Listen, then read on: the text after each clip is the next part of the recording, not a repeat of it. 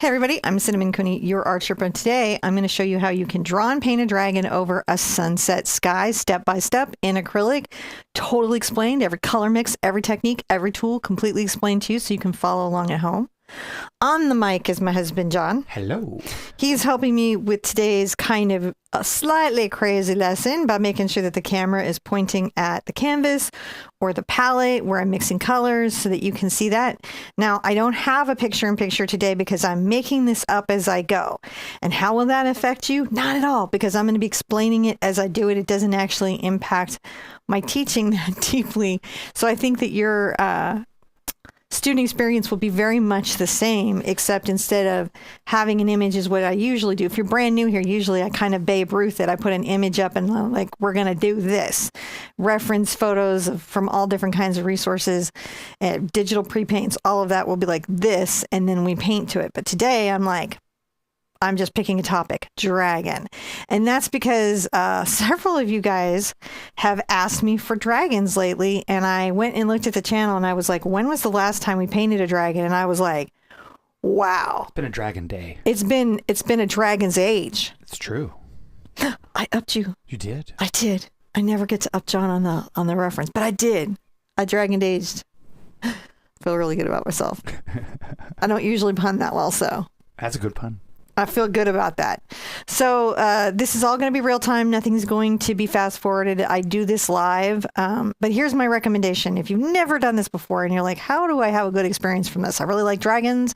I think I might want to paint with this lady, but how do I get a good outcome? My best advice to you is use the mirror neuron system in your brain, which is the part of your brain that learns things from just watching.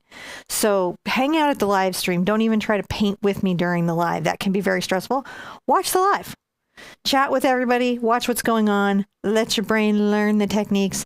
And then after, go through the replay and paint it with me, and you'll find you'll understand things much more, and your stress levels will go boom, boom, boom, boom, boom. I'm going to start talking about that a little bit more, about leaning into our mirror neurons to get our regular outcomes to be improved. Just a fun fact of your brain that you get to take advantage of. I loved it when I learned that. I was like, I'm going to learn how to crochet. Mm-hmm. But what?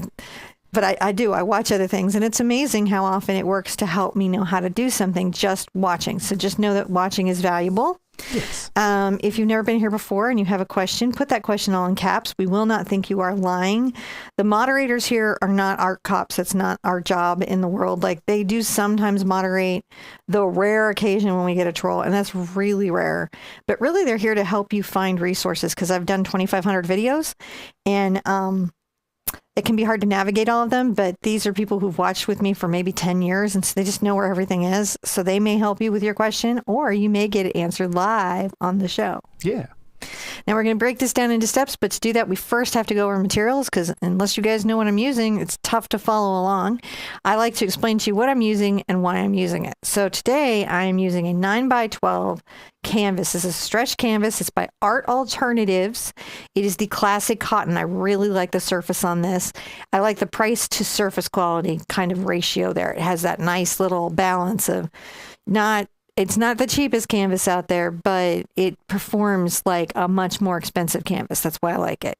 And I'm doing the 9x12 size, so we're not overwhelmed in the work today. So it's light and it's easy and it's chill. We have the wish that Moderated Cad Red has a little extra well-being into their world. We're just sending light and love to them right now. And we want to give a big congrats to the bug who has accomplished a big life mission today. So those are our wishes and intentions in our canvas. And I think there's nothing to do but get our step one going. Step one is going to be fun. So I think I am going to do a sky that's a fiery sunset, and it may go into the blue. But to do that, I'm going to do that a new way. It's a new way. Are you ready for the new way? I don't know. I think this is going to be easier. I don't know. We're just doing this now. I'm scared of new things. Well, when I don't have like something in front of me that I'm having to like just do, I can kind of be like, how do I want to do? So I've got my brush a little bit wet. Oh, you know what I didn't do? No. Go over the paint. You didn't? Did you need material? You Go back to materials, man. Okay. Well, I have to go back. Yeah. Yeah, I have to tell you guys that. So sorry. That's okay. Live show. It's one of those things I have to go back. I got too much sleep. I don't know if you guys have ever had too much sleep. I had too much sleep. Materials. The colors Colors. are cad yellow, Quinacridone Magenta, Cad Red Medium, Phthalo Blue, Ultramarine Blue, Dioxazine Purple, Mars Black down here, Titanium White, and that, which I just got my brush into, is not white. It's actually satin glazing liquid. You don't have to use this. I'm just using it in place of water because I'm in a dry condition. This slows down the drying time of my paint. Sometimes acrylic dries on you really fast, makes it hard to work with. Yep. So this is what corrects that and slows down the drying time. And then you can dry it when you want it to be dry with your hairdryer, but it slows it down like 30, 40 minutes. It's amazing how much it can slow it down. And it lets me glaze too, which is another fun way of changing colors or creating blends in the canvas. I'm going to put a little more out since I loaded up with some. Oh. Now, the reason I don't paint with just the glazing liquid is it's a very slow dryer. And so you don't need to cut the whole canvas with it first. It's not like liquid white or anything like that.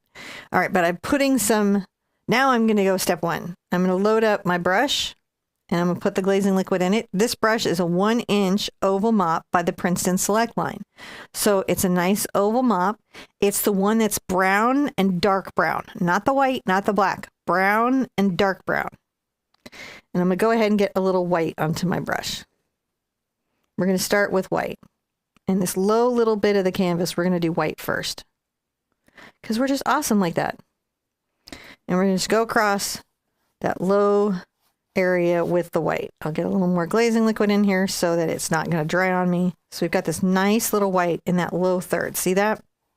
I do. I'm working fairly quickly, but that's because I'm always trying to beat my paint. I'm going to take my ultramarine blue and my phthalo blue together, and I'm going to mix that together in a color, and I'm going to add a little bit of white to that and make a fairly light color. I'm just mixing it thoroughly. I'm going to go back and forth right above my little white line. I get a little bit of my glazing liquid so this isn't going to dry out on me. And I'm going to come down into my white paint and I'm going to just brush it back and forth right here. Now I'm going to straighten out my brush stroke because it's getting a little curved. It's giving me a fisheye lens. That's okay. So I'm just bringing this down here. I want a nice soft transition that's barely blue. See how we're doing? I do. And then blending that up. Blending that up. Now I'm going to come into this and I'm going to get my ultramarine blue and my phthalo blue together. And I'm going to get a little glazing liquid into it. And I'm going to come from the top.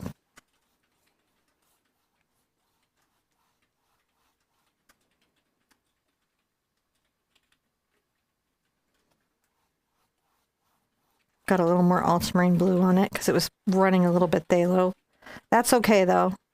From the top down.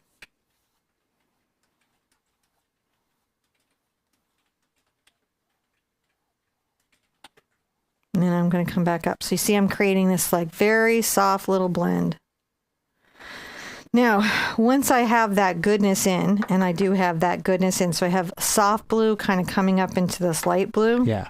I'm going to go ahead and dry it completely. Before you give it a dry. Oh, Ramona Razy, thank you so much. Yeah, and Heather too. Heather too, thank you so much. I so appreciate the super chat. It makes a big difference in our lives. It really does. Yeah, and the patronage in that super chat makes a big difference in our lives, and we're very grateful for that. Super grateful, yeah. Stephanie Medina, question. Any tips for maneuvering the difficulties of student grade paint? Go back up. So Liquitex Basics. I gave up on Sennelier Abstract. That's interesting. And I saw some feedback on that. And I want you guys, whenever you run into a bad paint, even one that I recommend, I want you to always write the company and let them know. Mm-hmm. Because sometimes it's one, they might give you an exchange of your paint, and it might be something like the storage is wrong or the transportation is wrong, and it lets that company know what's going on in their product. Because these are all really small businesses, and they're all made in small batches by hand, so mostly by hand. So it's just good to share if you share it. Yeah, good to share the feedback. If you share it with the company, they can oftentimes trace it back to a particular shipment that may not have had proper storage, and then they can go to that retailer or distributor and say, "Hey, look, this was the problem, and this has to be fixed." And so they without knowing, they can't address some of those. Because John and I were talking, I go through my Sennelier Abstract really quickly, and I get it direct. I buy it direct. So I don't have to deal with storage. I'm not dealing with that. And it occurred to us that maybe by the way, storage is impacting it. From our store, it comes direct as well. Yeah, from our store, it comes direct as well. So you shouldn't be having any problems. And if you do, I will personally give you the contact number for you to sit there and say, hey, this isn't what it's supposed to be. Anyways, tips for making it better. My first number one tip is you're going to need 2 coats for your black. You need to paint, if you're painting a light color over a dark color, paint it white first. Dry it and then paint the light color. So like say you have a black background and you want to have a yellow flower in the middle of it. Student grade paint, you're never going to get the yellow dark enough to cover. But if you paint the shape of the flower white first and then paint the flower in yellow, you'll get a very bright yellow. And again, black can be a little thin on the pigment. So sometimes you need to do 2 coats. The other thing is on student grade paints, don't use as much water. It's much more water sensitive than the heavy bodied professional paints. And in other words, a little bit of water can over thin it really quick. So less water to get the same results. I'm going to try this. I hope that was great. Useful monologue. That was very good. So, and yeah, we just saved a little bit of extra drying time. So if this is your first time live, we try to do the insert commercial break button when we're drawing because if you YouTube automatically will insert commercial breaks if we don't put it in there, and it sometimes will put it right in the middle of when Cinnamon's saying something important. So when we push that button, it generally gives us a minimum timer before it does it again. So hopefully we can get to the next drawing break before I can push it again. So that way you don't really miss anything except me monologuing generally about drawing paint, or reminding you guys to like hit the like, comment, and subscribe button, or thanking the bug for sending such a generous bubble levels. Thank you so much, and thank you to all of the patrons and the supporting people, and liking, commenting, sharing, subscribing. All of these things really help us. They help get the word out. They help people know what we do here, and that's really one of the more powerful things. Actually, since this is taking just slightly longer to dry out, as soon as I get this loaded, oh man, it's not here. Drat. Next break, I'm going to see if I can get. We have an SMS, so if you go to our website, you can sign up for the newsletter or our SMS, which gets text message notifications. And I don't have my my lower thirds loaded up here, so. Oh, that's okay. I'll get it later. Oh, okay. That lower thirds, not the lower thirds. No. I don't have that one. So this step I'm doing here, actually, I will do this because it will help you if you have student paint. Because you can see, even with my pro paint, I've got a little bit of the words showing through. Oh, thank you very much to the bug. And I want to give you a big congrats. That's a huge accomplishment. Congrats, bug. Oh, wait. Mute me. I'm going to hiccup. Muted. Okay. The hiccups happen. Okay. No, it's gonna sneak up on you. And it's going to be, you're going to be like, and it's just me right in the middle of you talking. Oh, Eden and Wea says, have you done a horse painting? And if not, can you do a video explains how? It's a whole playlist. I paint horses a lot. Many, many, many, many, many horse paintings. Many. Because I like horses. Little Shy and the Dragons, which is why we're doing this. So, oh, Katie Meyer says, I didn't realize you don't get the chat if you aren't on the YouTube app. Lesson learned. I did not know that either. All right, I'm going to come here and get a little more glazing liquid on here. If you're just painting student paints, you would just get a little bit of water. I'm going to come back into my white. And we're going to just hit this again. Now, this is just a little bit blue, but it's mostly white. I'm just making sure that this has got a very nice transition. And sometimes the 2 layers to begin makes a big difference in that. You know what I'm saying? So I'm right here just going through that lower thirds with that light, almost completely white color. I'm going to take some of my phthalo blue and some of my ultramarine blue together and mix them half and half. And come over here and I'm going to mix a lot of white into it.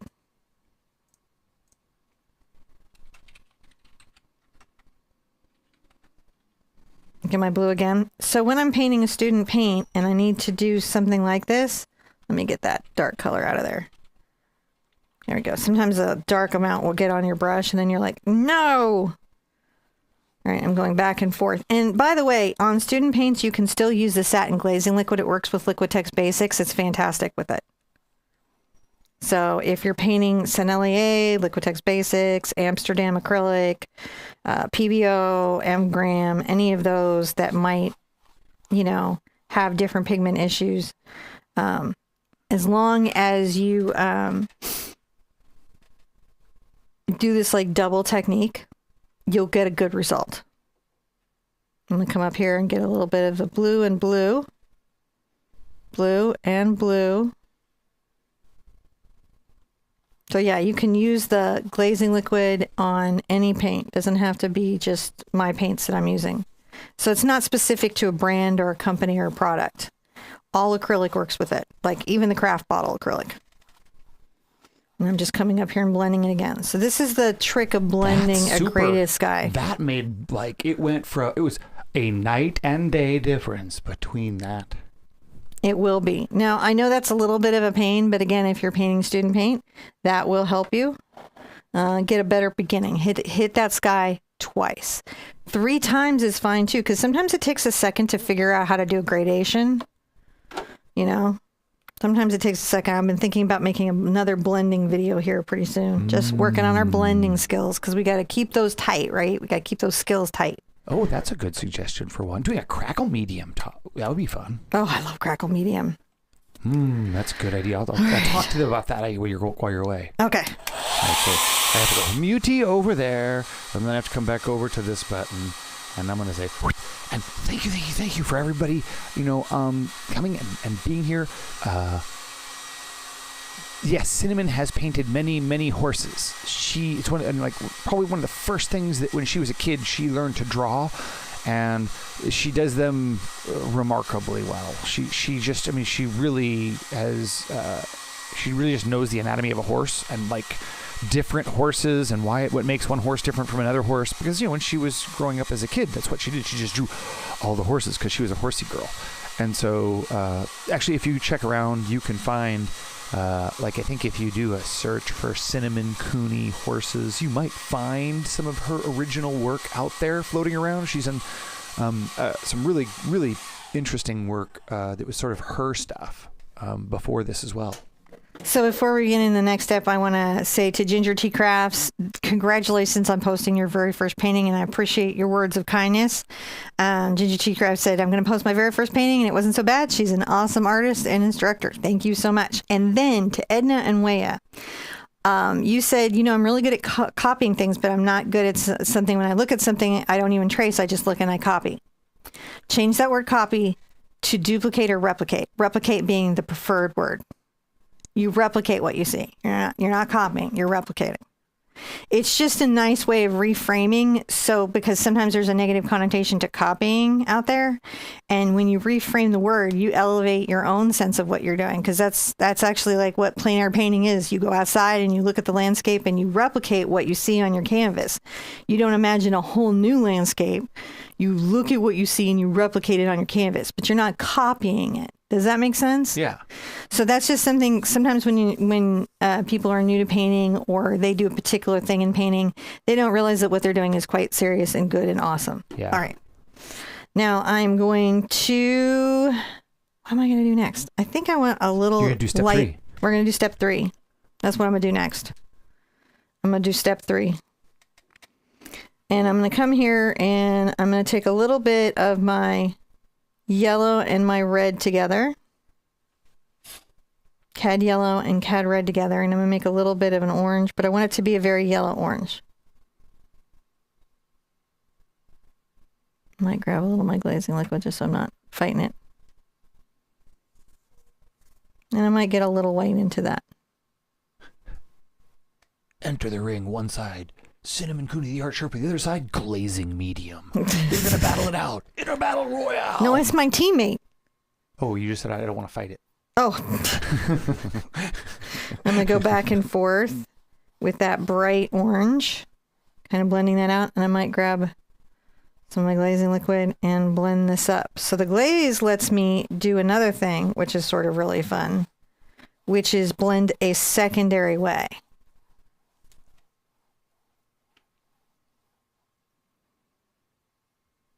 Now I'm going to have a lot of clouds here, so I don't really have to worry, and I can come back with just some pure glaze, and you can see I'm just creating a nice little blended lower third that's very yellow. So this is another way to get there. A lot of times you guys are like, how do I get it without having the total green? This little spot here will be slightly green, but it will be more like the kind of green you see in the sky when the sky is transitioning. So it's just a nice thing that you can do. Gonna make sure that that's got a nice coverage there. Nice coverage there. All right, I like that. So that gives us that yellow lower part of that sunset.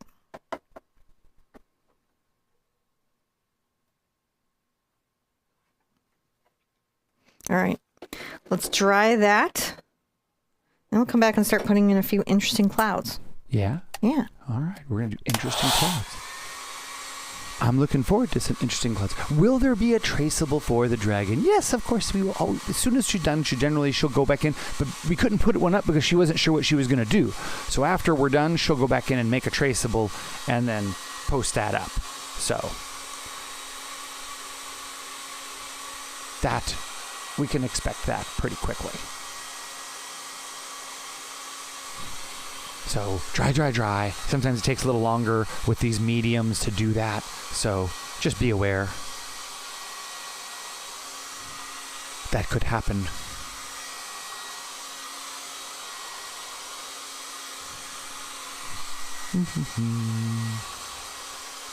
Dry, dry, dry. Dry, dry, dry.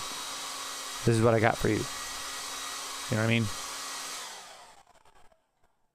There we go. We've driven. We've tried. And Deborah Evans says, will there be a traceable for the dragon? Yes. I couldn't give it to you ahead of time because I haven't taken it out of my imagination and put it on the canvas yet. But I will be giving it to you right after. So traceable, I provide to all my students for free. You just download it and use it off the website and use the transfer method to get your more complex objects on the canvas, because tracing isn't cheating. And until you're confident in drawing, the way drawing works on painting, it's a perfectly fine technique. We all use it for very good reasons. Yeah. All right. So there we go. That's looking very, very nice. And now I'm thinking what brush I want to use. I really, really love my number 20 Raphael d'Artagnan brush. Love it, love it, love it, love it. But I think I'm also going to try to...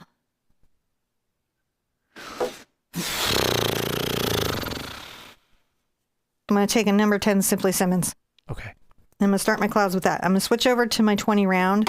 But you guys ask me a lot, like, what if I don't have that brush? Because you can't find them there anymore. They're hard to get. Oh, these, yeah. Well, this is just, so what this is this is a medium-sized bright. See, it's a little bigger than my thumb, and it's just a synthetic. Brush. It's a cost-effective, inexpensive brush. So before I get into my specialty brush, I'm going to show you this with my regular brush.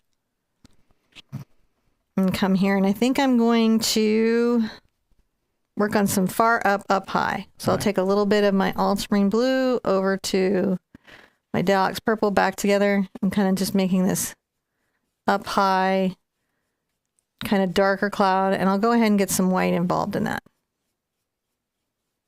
Mix that up thoroughly. Because I don't want like super dark elements of it in this brush. And then I'm going to come here and I'm going to make some loose, like little fluffy little clouds. And I'm going to just wiggle my brush.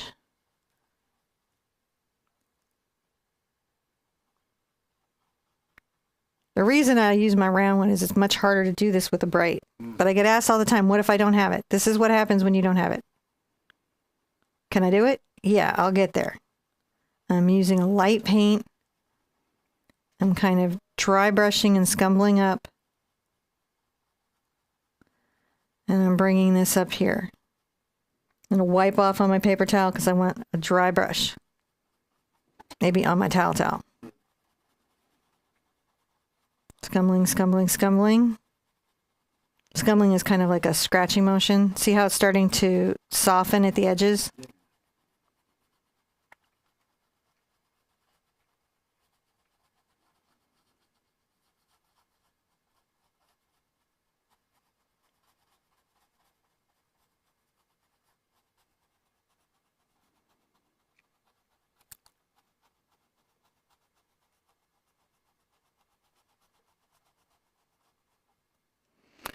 Come up here and like add a little bit. So that's how I might work at getting clouds in. If I just didn't have the tool today, it's going to be a lot more challenging. But you can do almost anything with almost any tool. Like,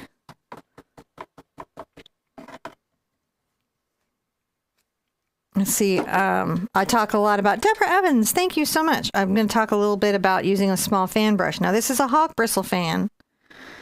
And I'm going to get a little bit wet and dry it out a lot. I'm going to load up a little bit of paint. And I'm going to come here and continue to make little cloud shapes. This one's a little bit easier than the bright.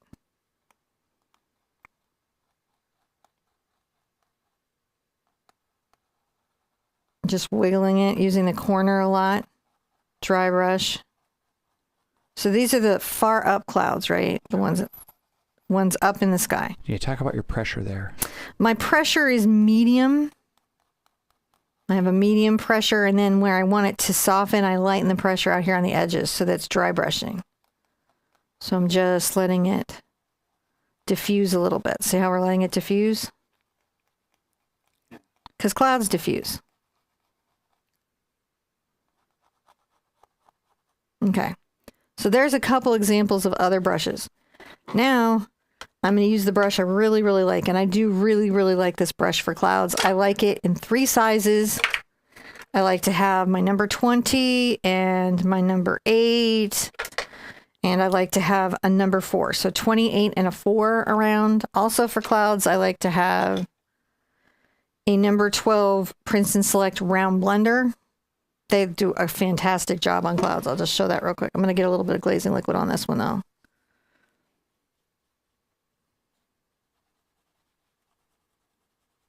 This is just made to do soft.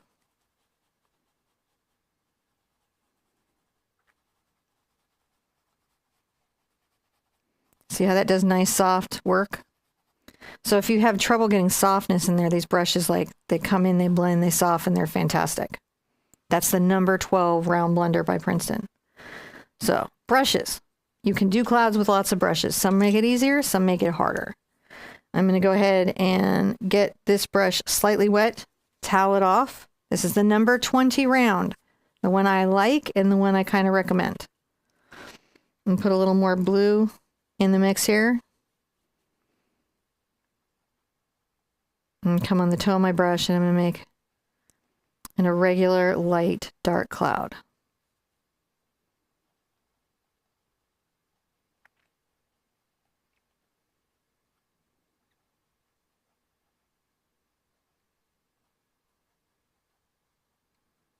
Just wiggling it up.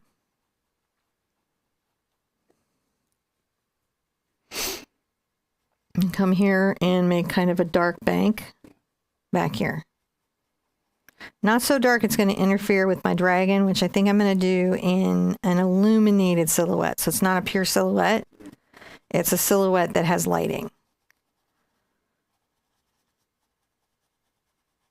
So simple, but not like where it won't have, like, look at that. Isn't that a nice diffuse cloud? Yeah.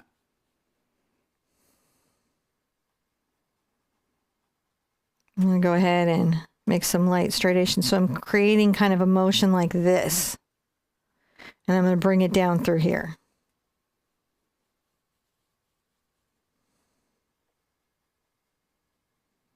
If ever I need to wipe off my towel and paper towel, I can do that right there. I keep a paper towel between my paint palette and my canvas at all times. So if I have too much paint, I can wipe it off. The other video I've been getting asked to do lately, and I think that I'm going to do, and continue this,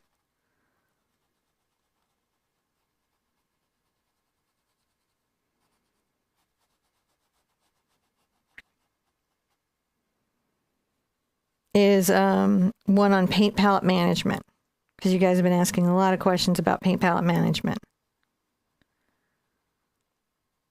And I'm going to go ahead and Patty into house, says Amy.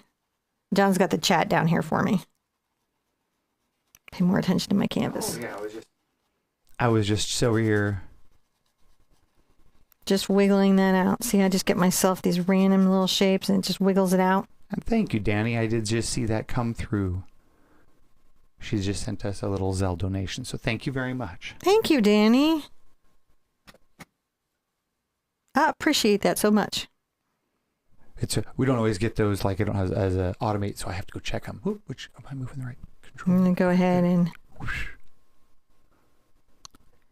kind of connect these up here. Maybe a little bit.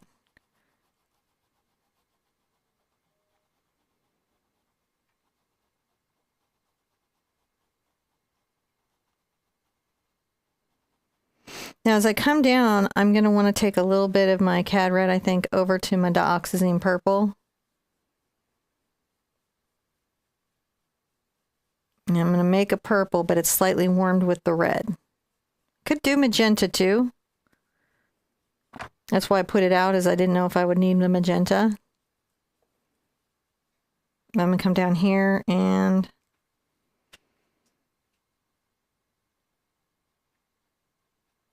make a little kind of random cloud. I just want a nice little skyscape for my dragon to be flying across.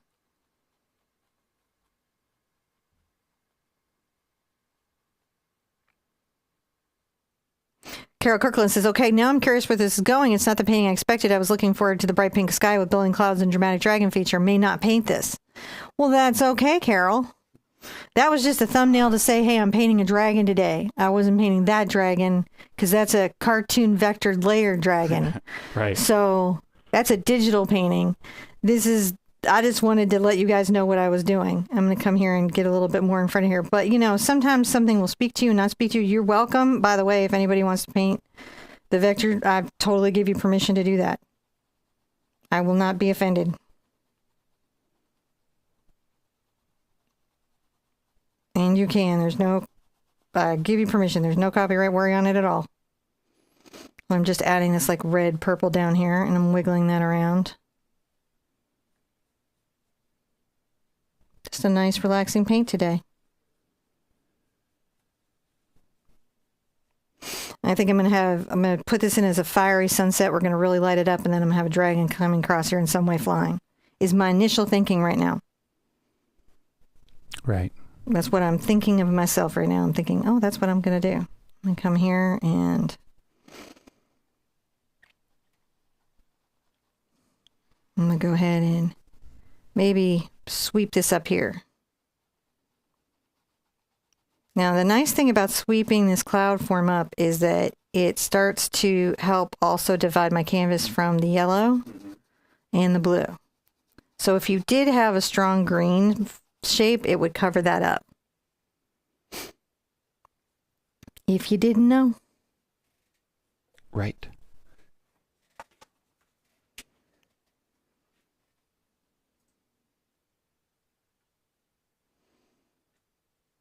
All right, so I'm going to just wiggle this here. And again, do I think this brush is a worthwhile investment? Yes, I do.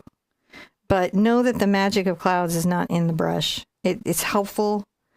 I'm a lazy artist, so I use the tools that give me the easiest results. I'm coming in here and just adding some warmth and darkness to some of these clouds here.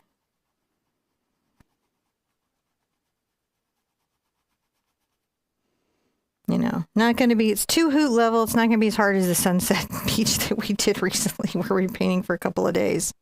I'm going to add another little layer here. You can see that I'm trying to keep these edges very soft. And I try to be irregular with my patterns because that's what sky is. Sky tends to be irregular. If I need to put a little moisture on my brush, I may go into glazing medium and then kind of wipe my brush off on the paper towel.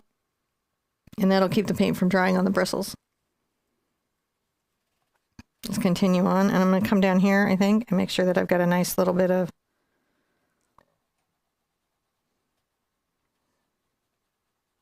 Okay, I got to not pay attention to the chat. Yeah, I know. There's well, next break. You go. Yeah, and while I'm doing this, I can take questions while I'm looking at this and doing this. So I'm just wiggling. I'm going to bring these over here out this way. Notice that there's lots of broken areas that allow the sky to shine through. Let your sky shine through.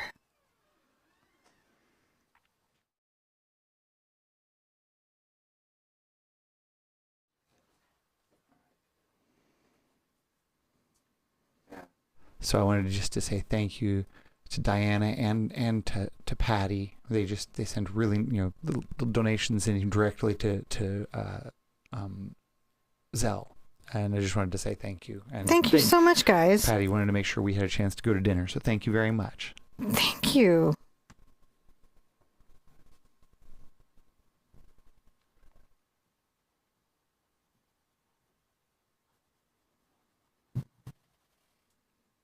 Just doing that. That's starting to look nice. Starting to get some cloud shaping going here. Now I'm going to come through here. I'm going to wiggle back and forth, and I'm going to kind of create some sweeping upward motion.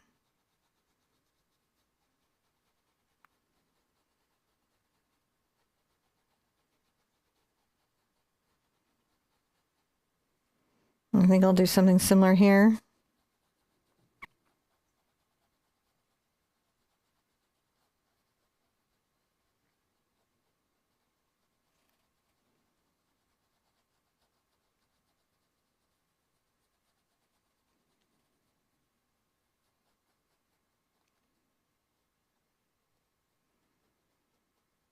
Like that. All right, let's call that a step.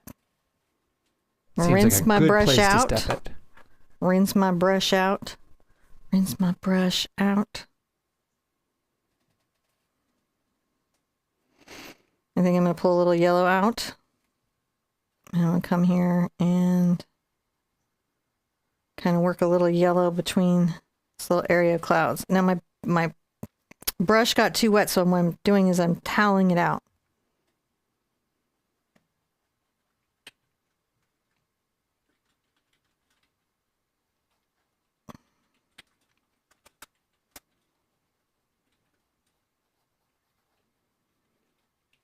I'm just kind of making sure that that's a brighter yellow right there.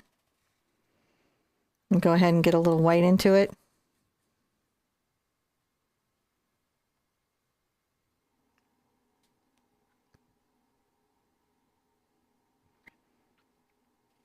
Just work a little white in that center there.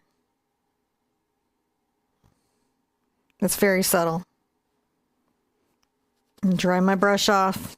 Dry it off. Diffuse it out.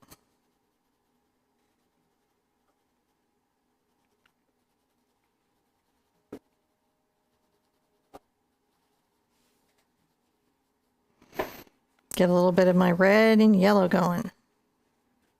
Maybe a little quin. And I'm going to come under the undersides of these. And at the inner quarters. So like if it's down low here, it's going to be kind of at these inner corners. And then as I come out, we kind of hit the underside. So we're layering here.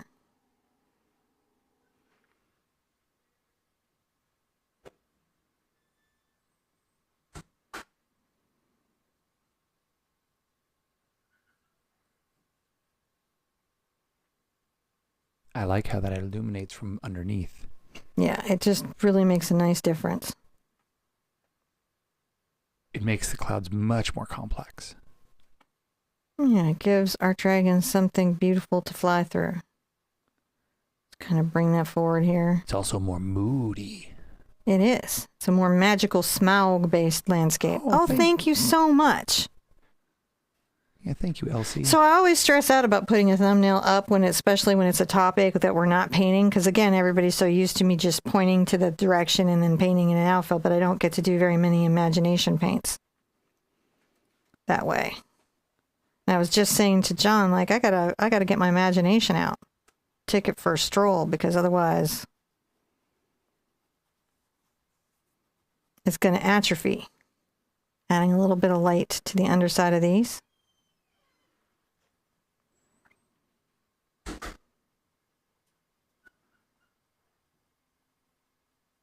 Bring that in a little bit. Grab that. That was a little bit of orange. I'm just putting it in there.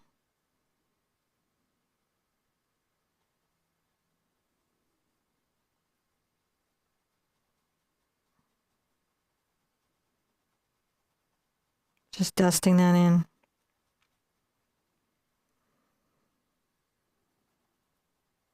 Abracadabra. Abracadabra. Just dusting ones in, just dusting them. This is light dusting, just warming it up a little bit.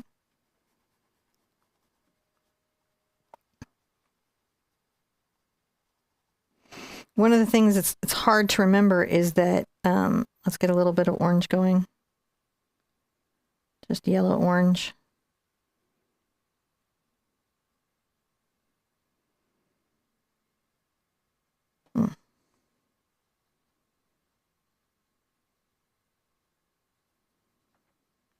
Gonna bring a little orange down here.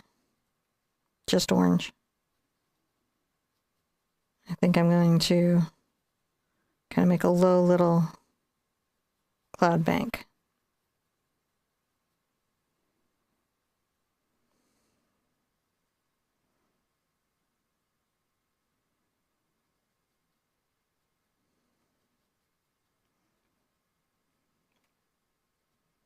So this is called a skyscape. When we paint the sky as its own topic. Ah. And then we're adding the fantasy element of a flying dragon. A skyscape. Mm-hmm.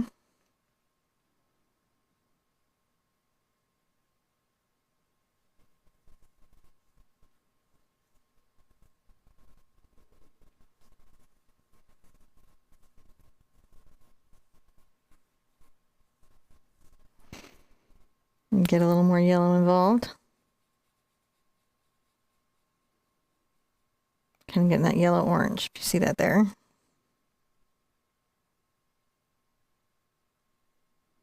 Bring that in. See how we're bringing that yellow orange in? Yeah. That's really going to help this really feel like what it is.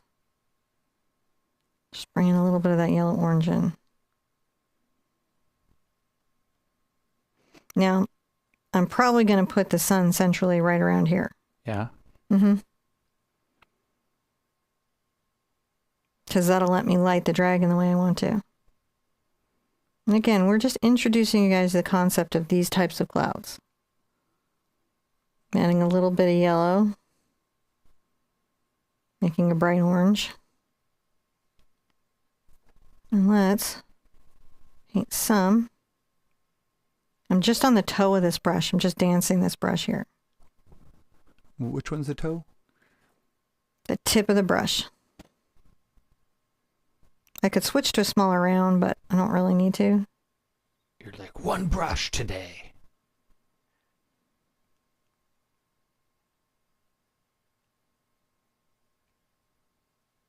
Lightly dry brushing up here. Kind of capturing. So like where I capture that, if I need to, I just kind of wipe it off. Because I want to dry brush it.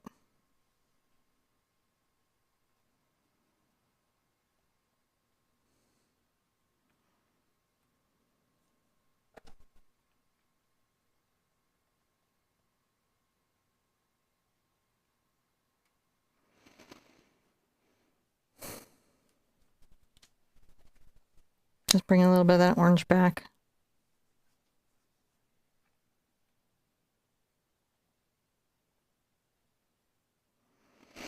I can get back into my magenta and red with the brush if I like looking back here and I'm like, oh, you need to warm up a little bit.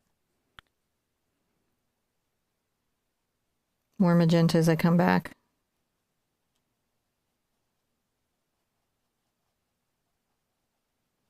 Light the front of that cloud.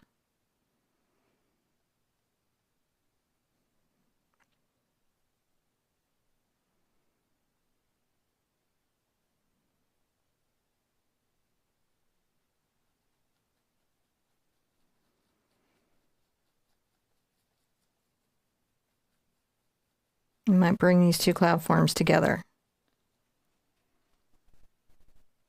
Lavinia Squire says, I don't even know what the finished product would be, but I already know I'm going to do it for my grandson's 6th birthday. He will love it. I will make sure I do this extra good for your grandson's 6th birthday.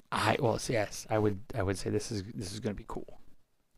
Definitely in the realm of 6th grade kids would love. Yeah, I think so. I love how these clouds get under illuminated. Yeah, that's what we're doing. We're under illuminating the clouds. So dry brushing, light touch, brush that you have good control over so you can sit there and find the undersides of your clouds and then light them where you need to.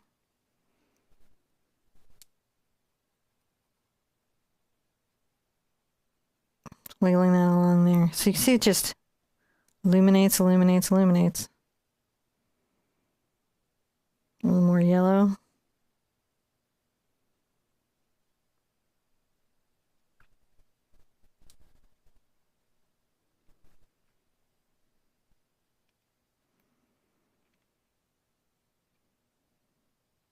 A little more yellow here, the inner edges of these. Bring that up. So that's right here where these clouds, these little orange ones, they get a little more yellow towards that center.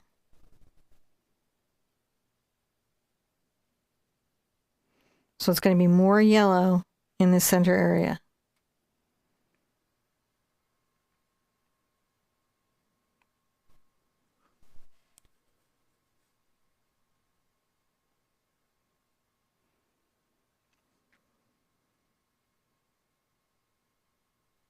Just very lightly touching my brush.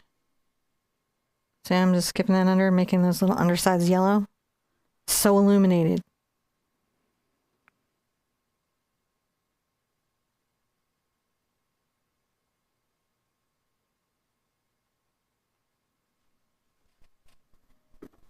All right. So when I get that in, Yeah. I'm going to rinse out my brush and put it to the side. Put it to the side.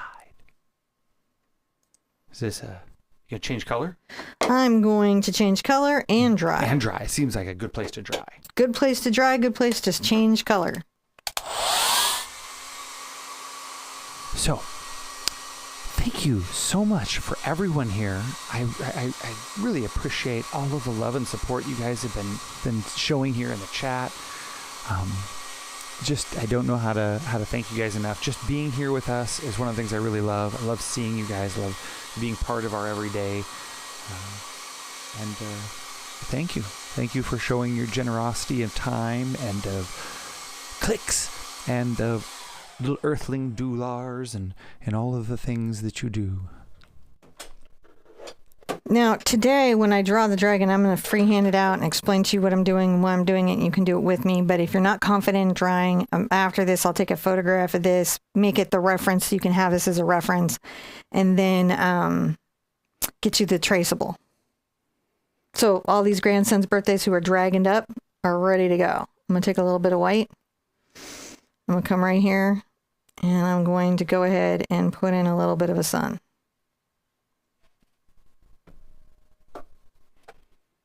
Just a little bit of that. And then I'm going to come along these little clouds. And I might get my glazing medium involved just to improve the flow off this brush. This is a number 6 Raphael Sepia round. So you're looking for nice positioned round. And I come along the edges of my little clouds in this area, white lining. Or as you think of it, the silver lining. Doesn't really matter how you painted your clouds. You just find their silver lining.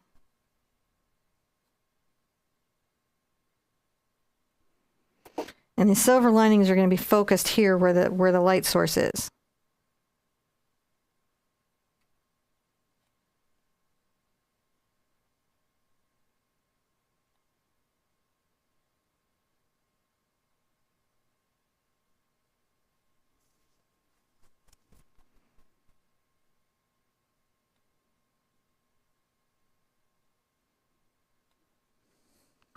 Looks really cool. Doesn't that look really nice? Yeah.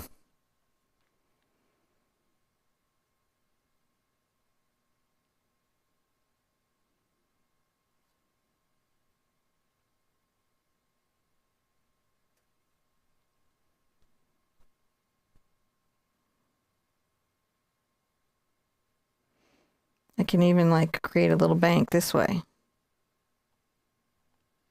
Then create little different shapes and focus there.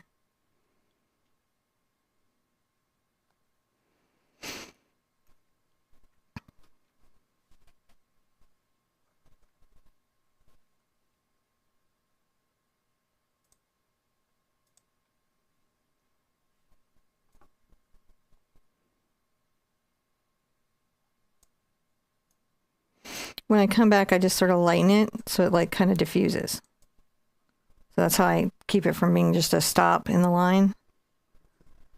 So I just lighten up the line.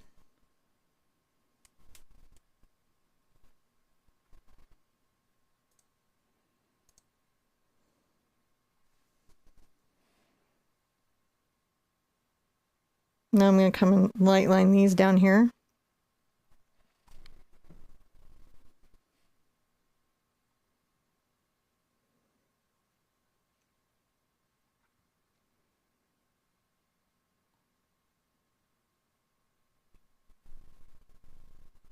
And just wiggle my line up and down. So now this is like a very focal little sunset. I think you guys can do this. I do.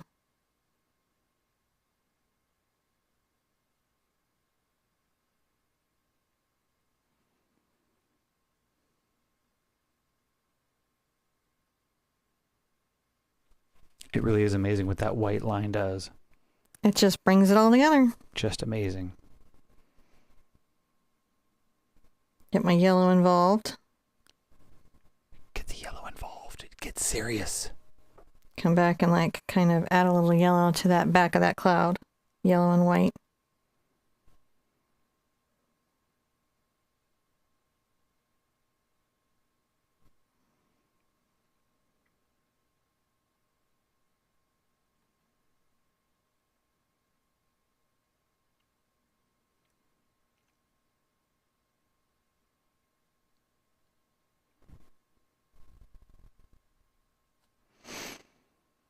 Go ahead and touch a little yellow under here. Just a little bit. Maybe a little bit here. A little bit of yellow. Sometimes I like to just hit it with that. All right. That's a fun sky. Look at that sky. It's just a fun sky. Just a happy little sunset. Let's dry this whole thing. That would be good. Get it dried. Dry. So, dry. So you can get it, and yes, those little white lines just make it just pop right out of the sky. And she'll continue to do other little techniques and tricks on these. This is really something you can do as a beginner. So don't be afraid to break out your paint and give it a try. As you can see, this has come together really quickly. We've only been here about an hour, and not even quite that yet, and it's come together quick. So you can do this for sure. Believe in yourself. Believe in yourself. Believe. On step 7. On step 7, I'm going to sip my kombucha. Sip. Yeah, I'm going to sip my kombucha. And then I'm going to use a chalk tool to sort of figure out where I want my dragon to be, because we don't know yet. I think I'm having him flying in from right to left. That seems reasonable. It's a direction, and I'm choosing one. And I think I want him kind of to be coming through here. So I'm going to see if I can't create a little S curve. Back, and then I'll make a little spiral here. So that gives me a sense of where my dragon is going to be, that little line curve. So I came in from a little over the sunset. And bring this in, and I still have lots of room for the chest. Come down here, bring that back, and then I think I'll have the head go that far in. And I believe that'll give me plenty of room for my wings. Boy, I hope I'm right. No, I am right. I don't mean to scare you. I'm going to get a detail brush and put my glasses on. And I'm honestly going to start with the head, because the head's going to tell me the scale of my dragon.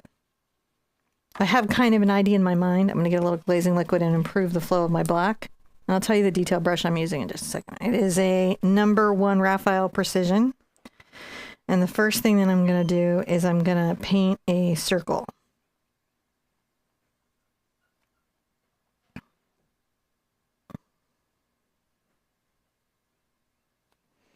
The size of the circle, this circle helps determine the size of my dragon's head. So I want it to be probably dime size or a little smaller than a dime. I'm pretty careful about that. I am. And then I'm going to bring a little bump here. Bring this down. Scoop that out. Little nose here. I might increase the size of my jaw.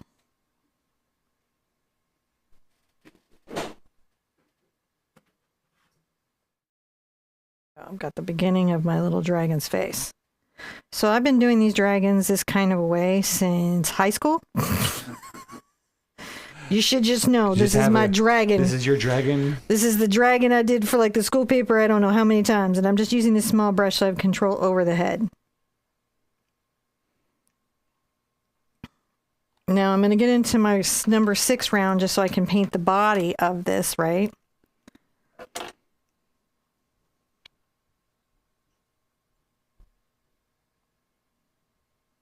My first thing is I'm going to kind of run my line.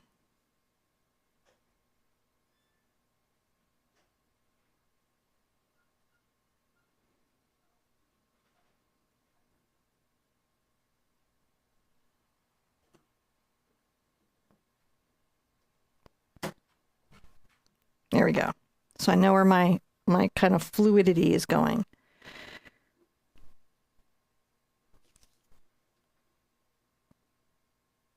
And then I'll start to thicken the tail.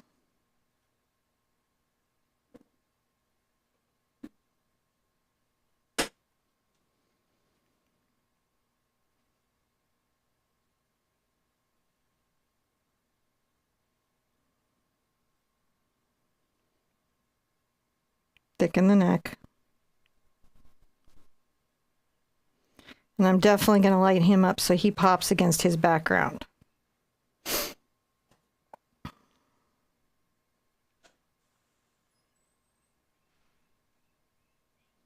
Join that into the body.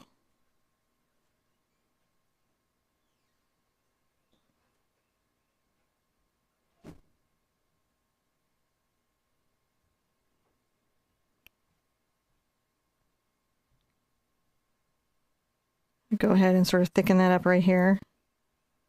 So I'm starting to get a scale of him. He's getting big. Yeah.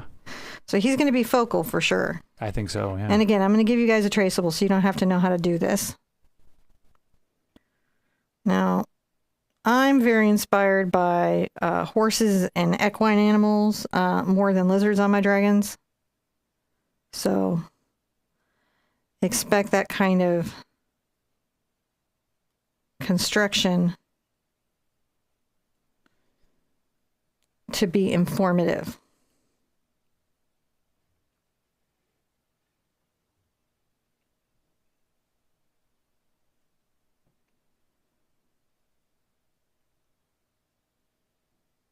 I'm going to just start to get the belly sensed in. Hey, you know what you should do? You should go live without a pre-paint and just paint something totally raw for people in front of them live. That's what you should do. That's how you roll. That's sometimes how I roll.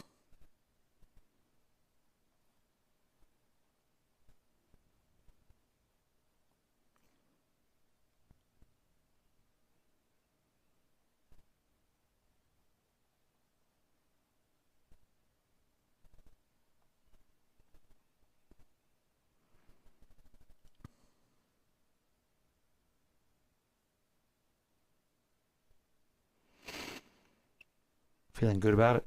I don't know yet. We'll see. I think he looks cool. Very dragony. He's very dragony at this moment. Now I think I'm going to... I have to decide how I want his little legs to be. So I'm going to take one little leg out here.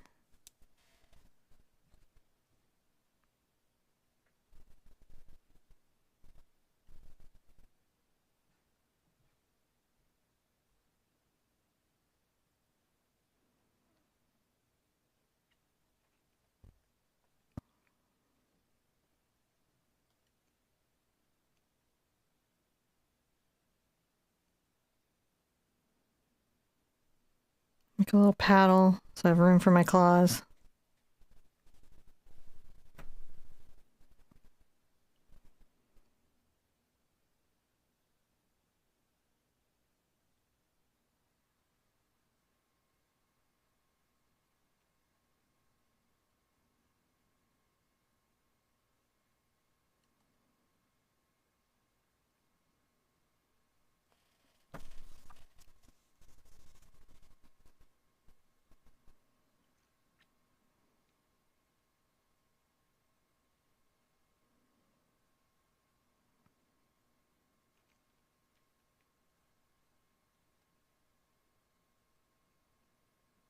You'll see I'll start to adjust his body Uh-huh.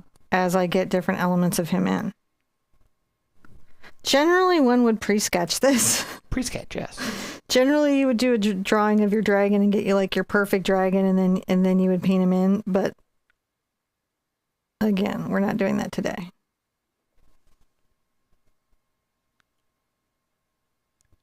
You're on a wing and a tooth here. I'm on a wing and a tooth here. I am for sure on a wing and a tooth here.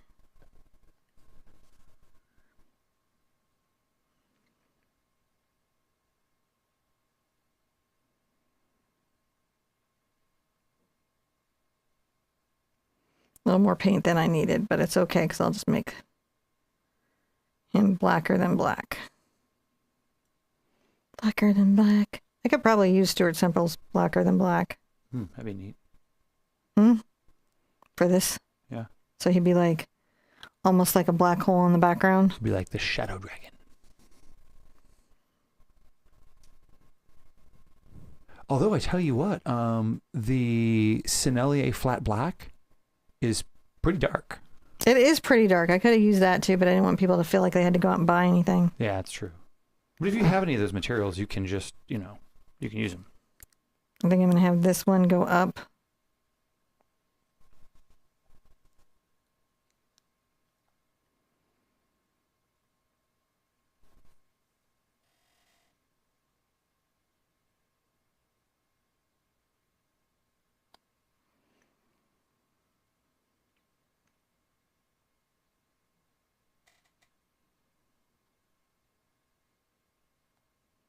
Little claws going out, so he's kind of in an action motion.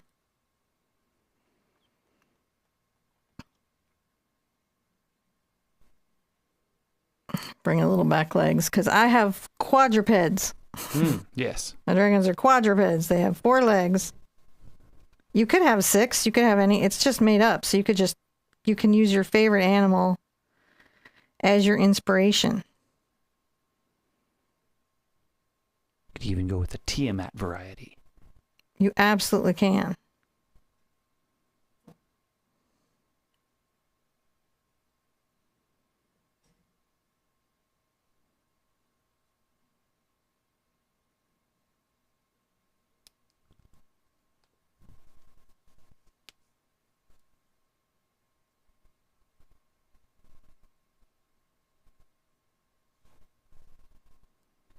Couple little claws going towards the back. Yep.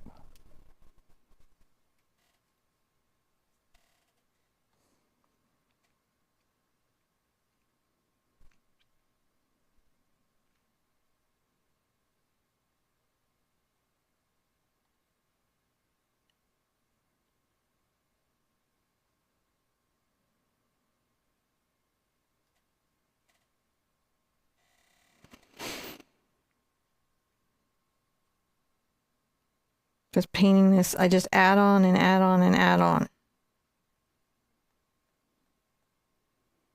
My little brain is scurrying, trying to make decisions about negative space. It's trying to correct for where the head is over too dark of a value, how I'm going to lighten that up. I'm the busy. My brain is busy. Brain's working out all these little things. Yeah. It's interesting. My brain is working out no things. Just watching the paint dry. Is your life.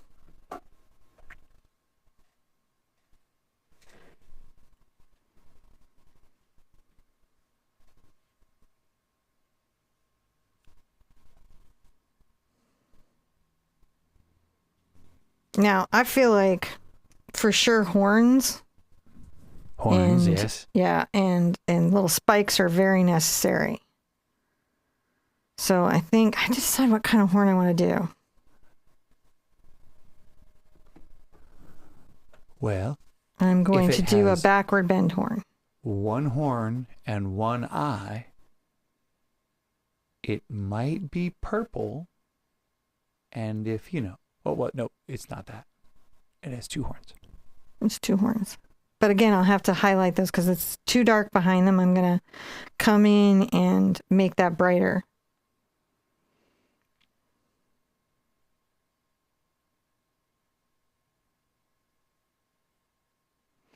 Or what I do is I white line around him, bringing him out from the background. Ooh.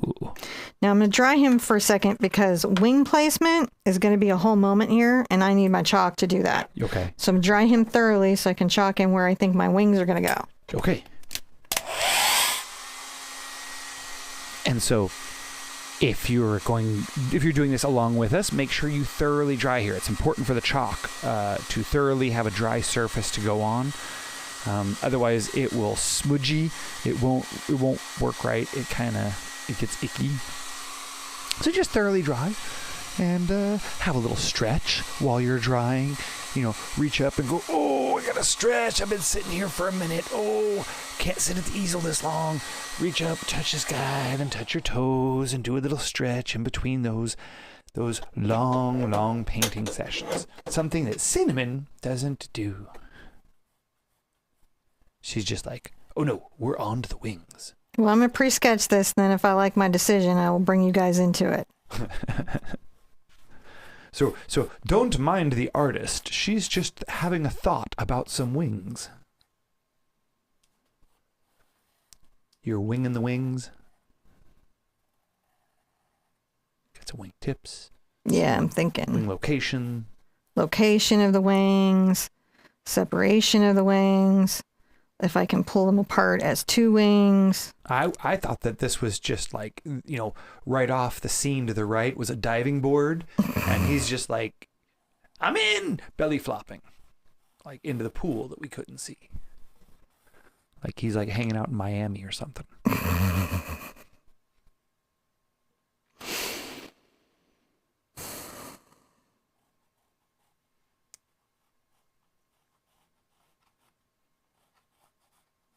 Bring that one a little up there, I think. So I just have to decide from where do these come from. So you could go the opposite way and go tiny, teeny, teeny, comical little wings. You could. See, Amy's like, go with the small wings, teeny wings. That's very doable. You want teeny wings? I don't care. I don't care either. Here, I'll erase my chalk. I am nothing if not here for requests. And that's the advantage of chalk, because you can just go. And you're like, I don't like those wings. I gotta get it dry to chalk again.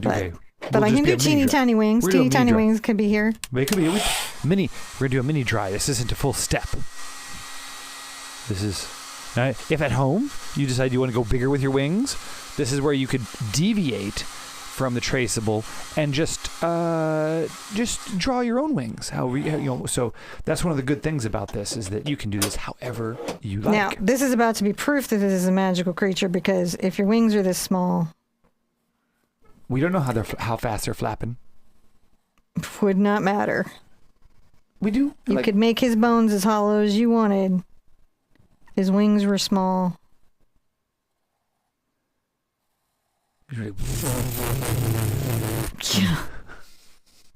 Yeah, just he's about. a humming dragon. All right, I think I'm going to bend this one this way.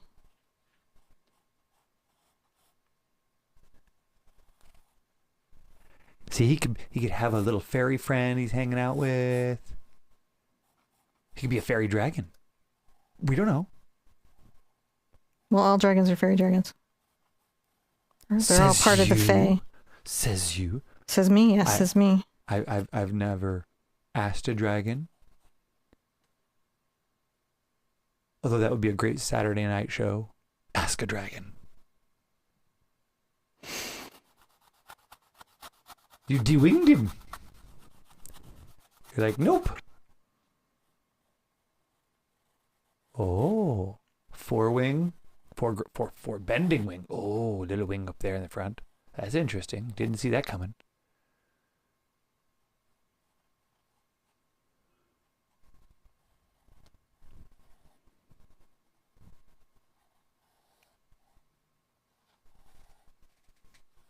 Just trying to decide if I want down or upward wing. You're thinking about wing placement. I kind of liked the up ones. I thought those were cute. I liked where you had them. They're like little fairy wings, which is what I thought they looked like, a little fairy dragon. Yeah, I just got to figure out my lining on these. It looks like he's like giving a high five to another little tiny dragon that you can't see.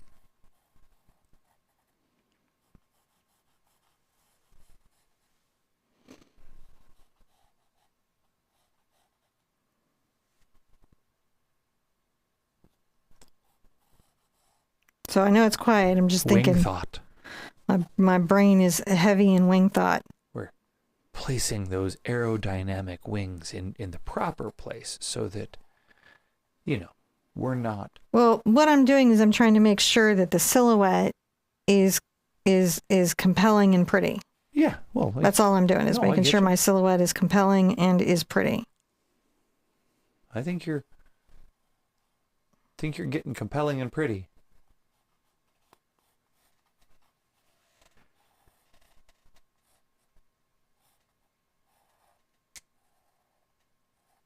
Yeah, George points out dragons are magic and they don't need big wings to fly.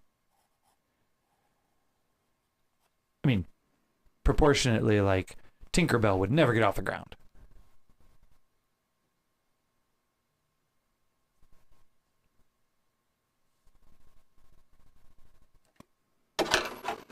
I think we're going to have the wings line up. Line the wings. It's hard to get the two wings to show proper in the silhouette.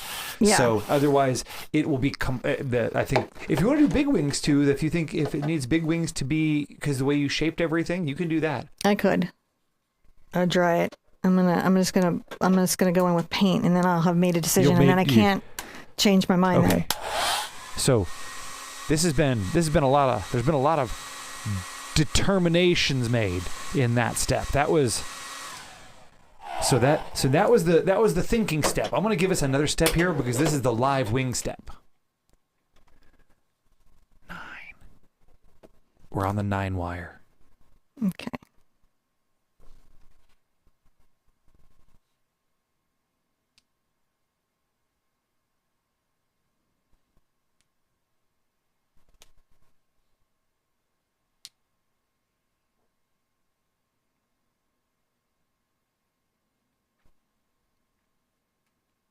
Oh.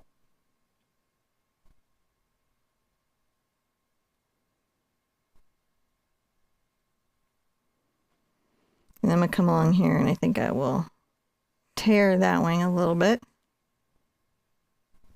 Yeah, I see it. We're going to just let it... We're going to say that the wings are lined up together. Yeah, because that makes it easier.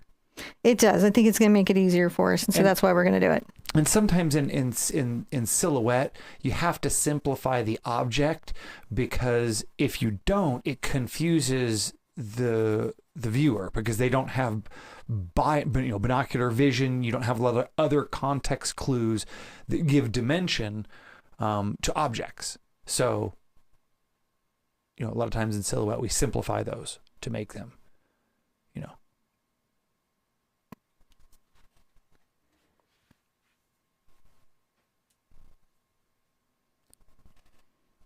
Just going to go ahead and paint that in. Just a weird day. Yeah. And Cindy was saying Chinese dragons don't even have wings. That is true. They just they just fly in the sky. You've seen the doggy paddle where a dog jumps in the water. They've got that thing like that, but for dragons in the sky, it's like the dragon paddle. They just their little paws.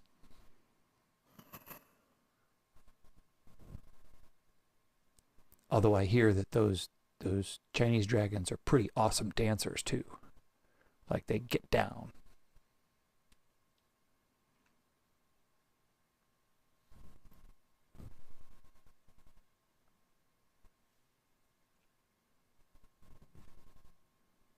That begs a question. What kind of music does Smaug listen to? What kind of music does Smaug listen to? Oh, I thought you were telling a dad joke. No, this is a rhetorical question. I'm like, Now let's give him a little kind of like spiny thing at the front of the wing here. Probably heavy metal. He likes all that gold. And I'm going to think, make little spikes. Come down the whole dragon.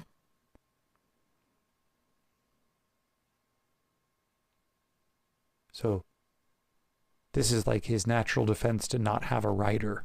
Sort of like the opposite effect of an airbag. Yeah. There is no Daenerys riding this dragon. No. He's a free dragon. Breathing his free air. Could be a lady dragon. Could be. You know, you're always surprised when you're like, oh, you're a lady For all we know, dragon. they could all be both egg laying. You know, and then if there's a donkey over there Be on the like, side. you know, those frogs? Be like those frogs. They don't need no other frog. They just make all the frogs they need out of one set of frogs. So you could put a little donkey on a hill over on the left-hand side, then this be a love story. You know, from Shrek? Mm-hmm. That was a lady dragon for sure. Yes. I don't know. Your dragon Had be your eyelashes. dragon. You just have to add eyelashes. That's yes. You could be a. Eyelashes don't necessarily mean anything, but you could add eyelashes to have big flappy eyelashes. You could. Could be a Korean actor though. They have like the big eyelashes too. I'm going to turn this a little bit to the side so that my spikes, I'm painting my spikes to the angle that I like. Beep. Don't mind the children in the background. Big spikes. Yeah, spiky. Sparkling white teeth. Oh, that's right. Donkey was like, and what sparkling white teeth you have. That's right. Well, I mean, honestly, she did. She had beautiful teeth. She did. You took care of that smile.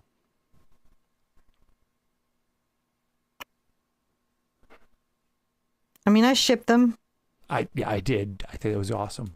Yeah. I in my mind, I did. So I was delighted when they did in the... You had the little baby flying donkeys.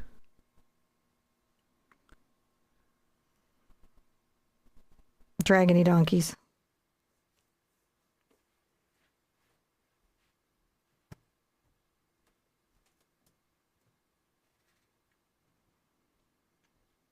Just making little spikes out here, guys.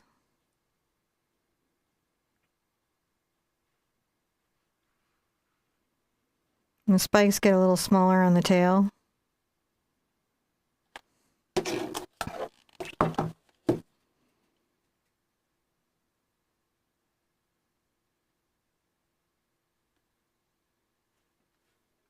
Oh, lots of spikes. There we go. Nice little spikes all the way through. Yeah. Spiky spikes all the way through. Now, if you're having trouble getting coverage with your paint, you can do a couple layers. Yeah, if you got student grade Liquitex basic style black paint, you may need to do 2 coats. I may need to do 2 coats. It just may require more coats. Sometimes it just requires coats. But we're gonna go ahead and dry this, and then we're gonna add some highlights so we can see our dragon. Who doesn't like coats? They're one of the many seasonal attire that we get to have several versions of coats of them. But we're going to coat paint here today. That's what we're talking about, and that's because you can look over here and see how it's didn't even with the the paint that Cinnamon's using, it doesn't always cover that first step. So you have to come back in there and give it another coating sometimes just to make sure that it's. Now, one of the tricks I'm going to do is I'm going to take orange and I might use a small round brush. I'm going to use this number 4 Artiny round, and I'm going to make some orange. Some distinctly yellow orange. And then I'm going to work it into my black.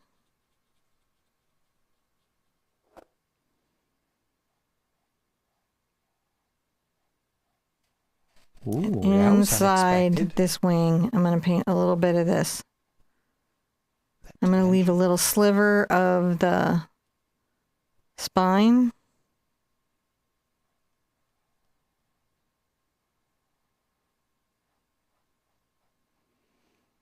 And if we need to, we can put our spines back. So don't feel like you're stuck.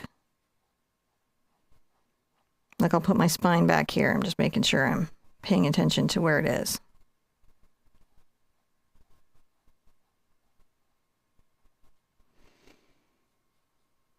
need somebody to put my spine back. Yeah.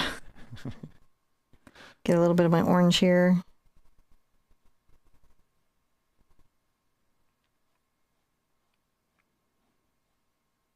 Kind of add a little bit of a orange to the back of the belly.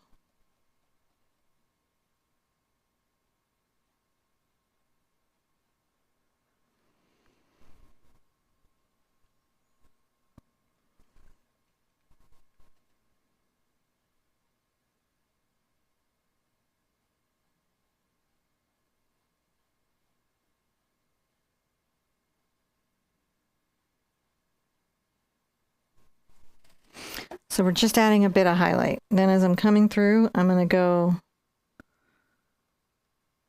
with a little more red yellow.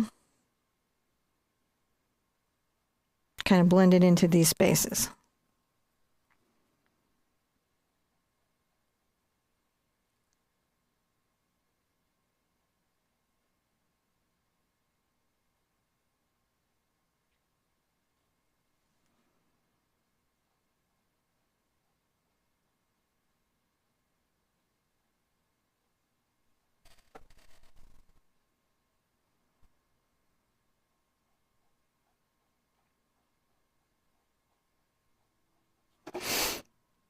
I'll let that have a little rest and a think about what it's done. Go think about what you've done. It's got to go think about what it's done. I'm going to go ahead and get my detail brush. Come here and grab some just red paint.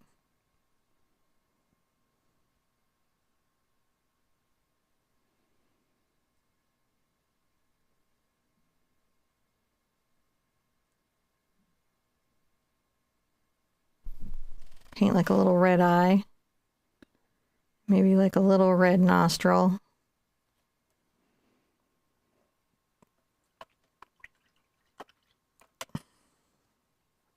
I'm going to go ahead and get my glazing liquid. Get my white. And this brush is a little bit dirty, so what I may do is put it aside. If your brush is just holding paint, and sometimes your details will, then you just want to let them go and wash them and come at it with a different brush. So I'm going to grab my number 0 of the same brush line. This is the number 0 precision. Oh,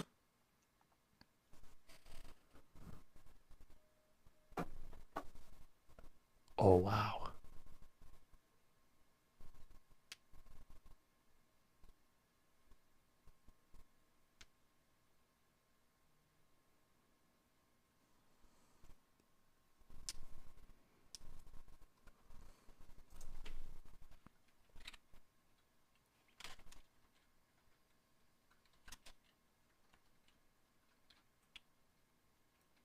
Just adding a few little white highlights so we can see the dragon a little better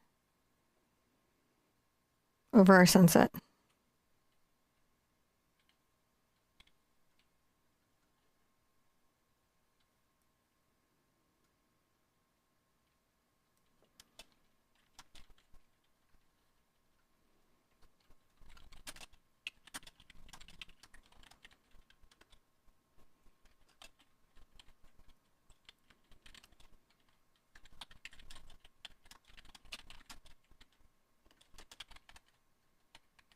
Just highlighting these legs a little bit.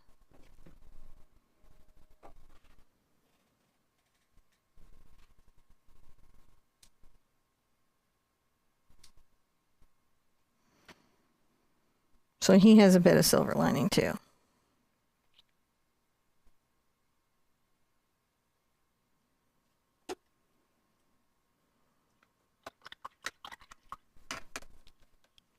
Now I'm going to dry everything and come back with a few more little touches here. Okay. A few more little touches. A few more little touches.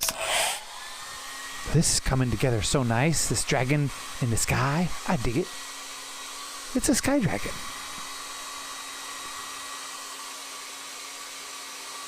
George, I will ask Cinnamon, if you only...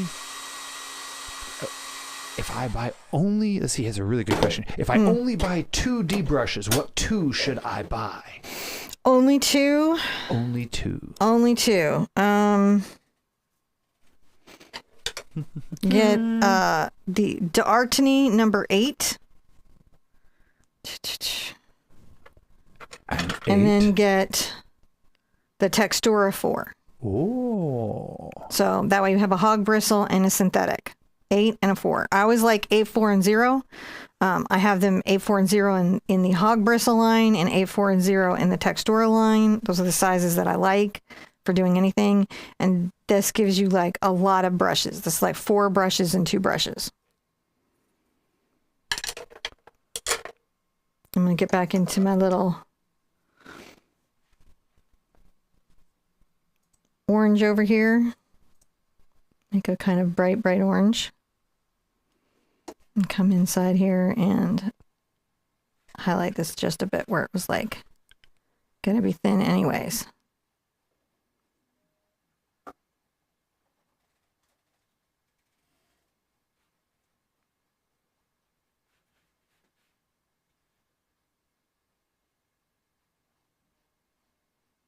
That was our doorbell. Weird back. Okay, I'm going to be painting little highlights on this for a second anyways. So I'm just adding a little light into the wing. And come in with that bright orange.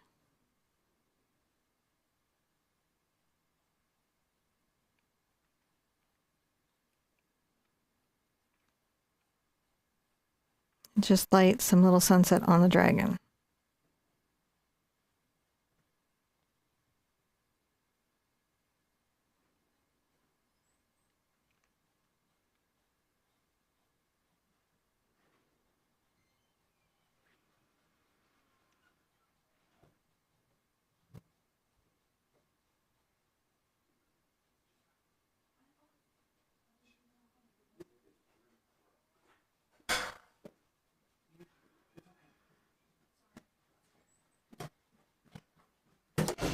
So we're just adding a little bit of warmth to that.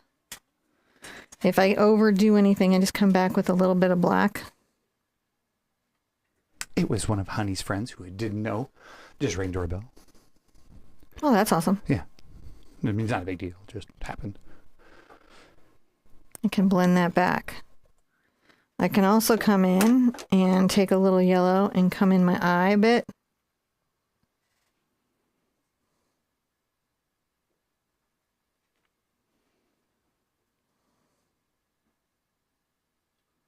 I'm going to tap that out so that there's sort of like a red center in that eye. I mean, that where it's like glowing. And then I'll grab a little white for the center. In a second, though. I'm going to blend a little of that orange back. The trick is just finding the like light amount of paint that you can get away with.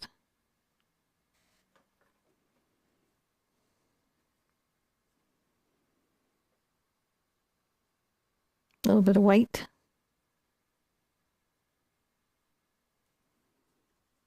There we have kind of a glowing eye.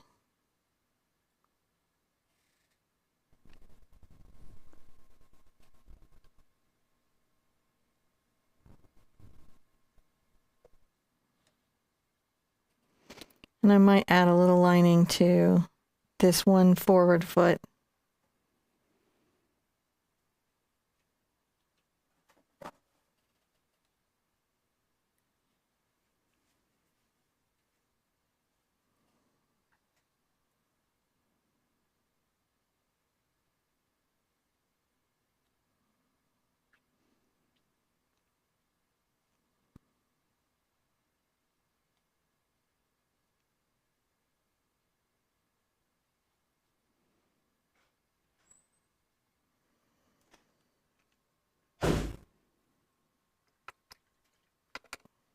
And let's put a little more glow in his wing. All right.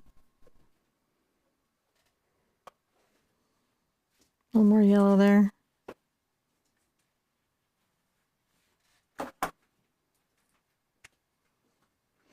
Now I'm going to come back with some black and clean up his wing using my number 6 sepia brush.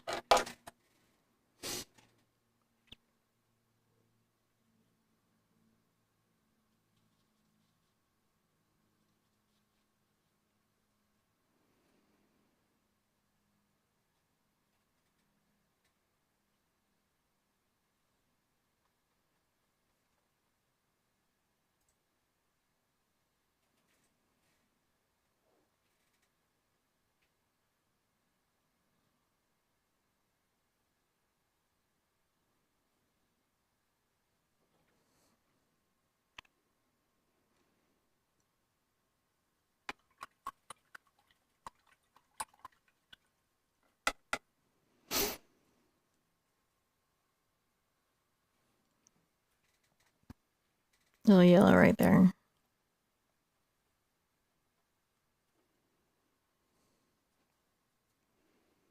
Kind of blend that back. I wipe that off on my towel and then I blend that back.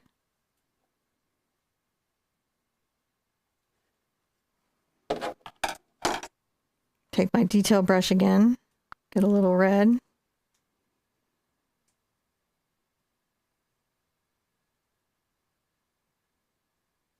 Make that eye a little bigger. That nose a little bigger.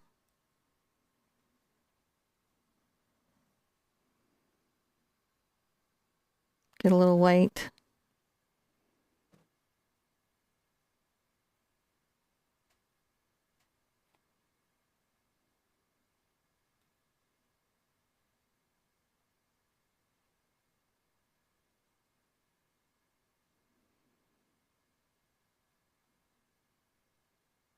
Some little rough markings to kind of represent like maybe little texture on the horn. Let's take a look at this and see how it looks. We got to do anything else. I still Really think lovely. you like it. Yeah.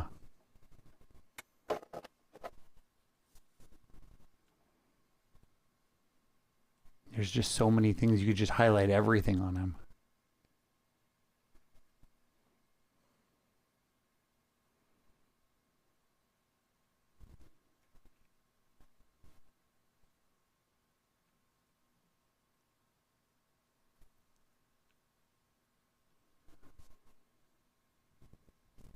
Such a cool looking dragon.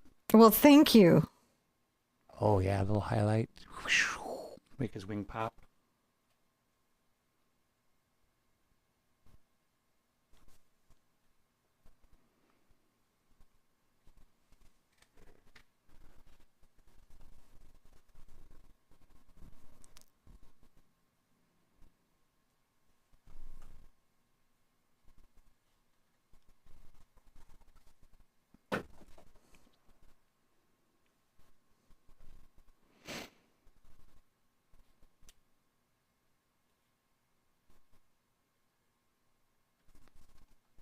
Just stroke along there. Just give that a little highlight.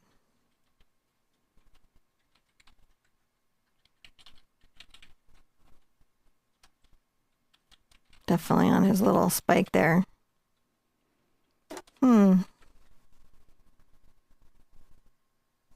I feel like from here I could drop a second wing because this wing would stand out from the other wing. Yeah, you could. You want to give an 11th step for a wing? You could draw it in with a chalk and see. Yeah, You want to dry it? Or is it good? it's good. Okay, so go to step 11D. Whoopsh. This is the question of a second wing step. See, at first we were gonna hide one wing behind the other because in silhouette it can get too complex to show depth. But here we might be able to show that other little wing there, pokety-poketying out.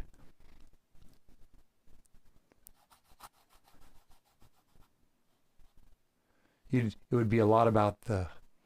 Yeah, it would take out all of this. Well, if you went back and highlighted them, you could. No, I'm just saying we'd lose all the neck. Oh, I see what you're saying. We could highlight that down there and then pull that out. Yeah. You could highlight out the spines and then pull it away from it a little bit. It would add a lot of depth, but a little complexity to the painting. Yeah.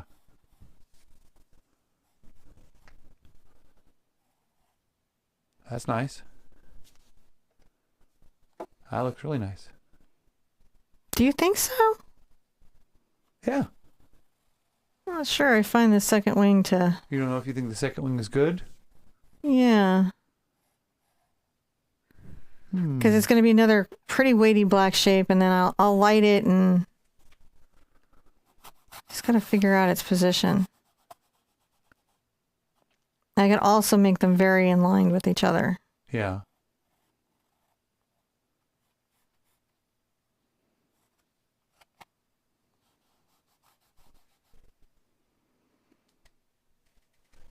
Wing decisions. So many. It's a wing thought. I'm having a wing thought.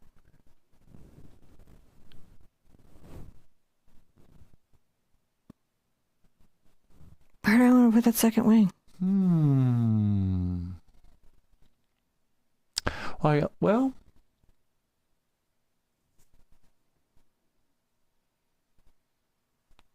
adding it creates a black weight here, even with highlighting. Okay, that wing that you have there could be the other wing, and then you could put a wing in front of it.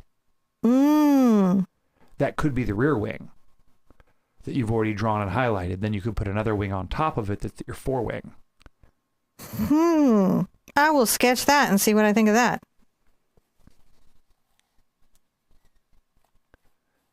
You're just figure foreground reversal. Whoo. Thank you. I wonder if it was...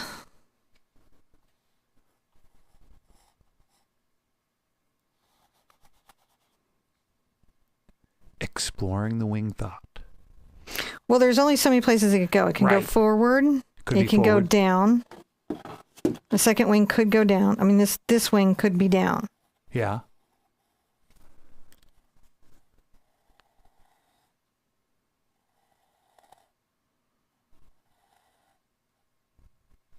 And it really only needs to be like an emotional wing that looks balanced, you know. That's actually kind of cool what you did there. Yeah, I could do that there. Let me give that a try. We can give that, okay, so everybody look at this. If you like it here, we're gonna go on don't go 12. past this. We're gonna go this. You sketched that in step 11. We'll keep it on. We're just gonna keep it going here on 11. Yeah, we're just chilling. Chilling like a villain. The wing walking step. Because, I like to do things in black paint. Without, yeah. With just no safety net at all. Just like, where will it go? I don't know. But see, now these are going to be on a birthday wall, so I really got to think about it.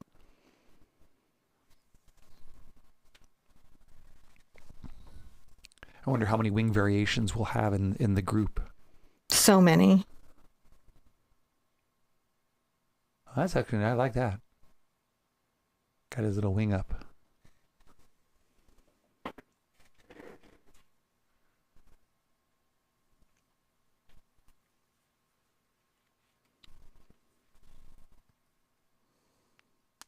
Yes, he's kind of. That's banking. the second wing, all right, and then we'll light it too. He's kind of banked it a little bit. He's like, meow, you don't know. Your brain fills it in. Yeah, he's banking. So how I knew I could put it certain places is the joint on wings only works certain ways on bats, on birds, on all kinds of things. So I've got to think about, like, I could tuck one up front. I could have them both down. There's a lot we could do.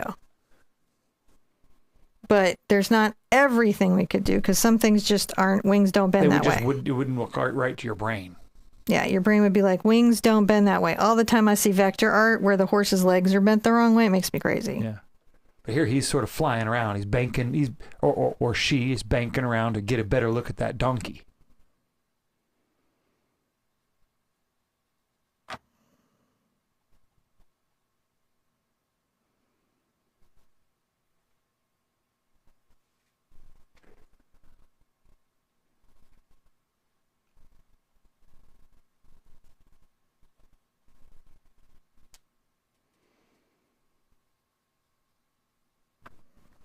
Well, thank you, T. Mary. It's been very nice to have you here with us. So I'm being quiet because I'm thinking. When I'm thinking, I shut up. You're deep in placement thought. Well, I haven't done a dragon in so long, I really care about how it comes out. I like it. This will match Flaming Space Unicorn quite well. Oh, yeah. If you're not aware of it, there's a fire space unicorn. Intergalactic. Rearing up. Full horse. For those who are like, do you have horse ones? Yes, I also have space unicorns. So once I have that, then I can come in and do a similar effect with the lighting inside that wing. So I'm going to dry it. I'm going to do that. I'm going to do a similar effect to the lighting inside that wing. Okay. And then I'll highlight it, and then he'll be banking. Yep. So we gotta dry this one.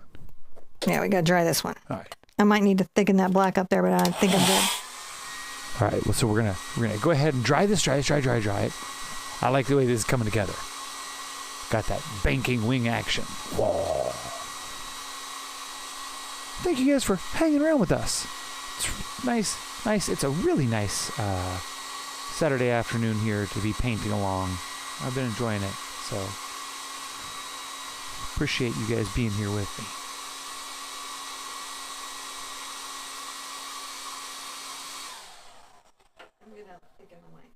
Gonna thicken the wing? Mm-hmm. All right. Oh, I see. Add a little more.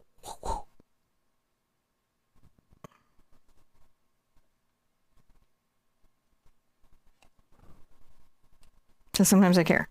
Yeah. A lot. Oh, I didn't know she was going to do a mini step there. I was just like, oh, we're going to keep this all step 12. So I may have stepped too soon. I didn't know she was going to do that little add thing.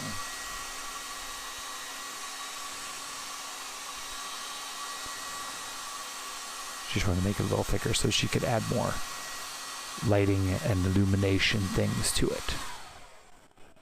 Okay. Now we're step 12. I'm going to monologue like a villain for a second while I'm painting, and I'm going to do the same techniques up here, down here. Good.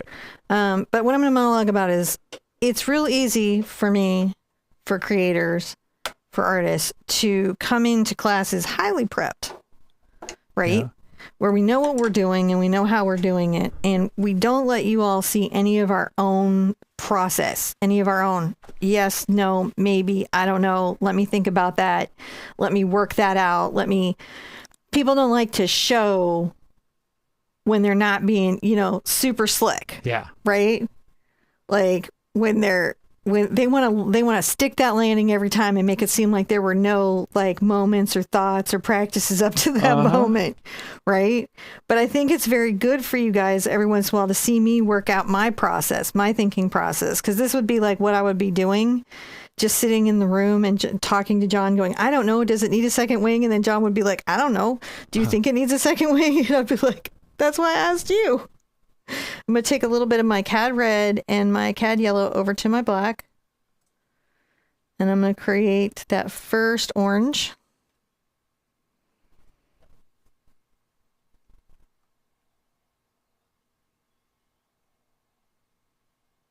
And even though I'm going to put my spines back, I'm still going to try to paint this in sort of preciously.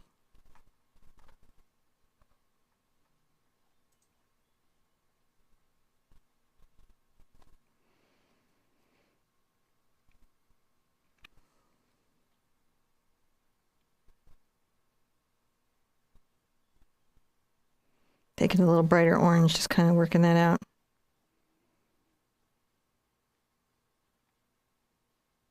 So I will be putting my spines back. Right now I'm just trying to get the light in on the segments. Now to keep highlighting it, I've got to dry it, but we don't need it to be a new step. I just need to come back in dry.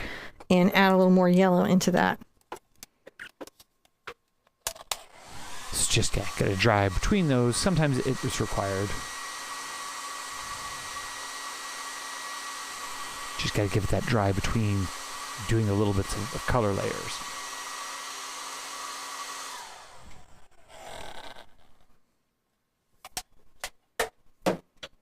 I'm also going to change the line of this back leg here so he looks more banked in a minute. Yeah. I'm going to grab a little bit of my brighter orange. And make sure this is kind of on a drier brush.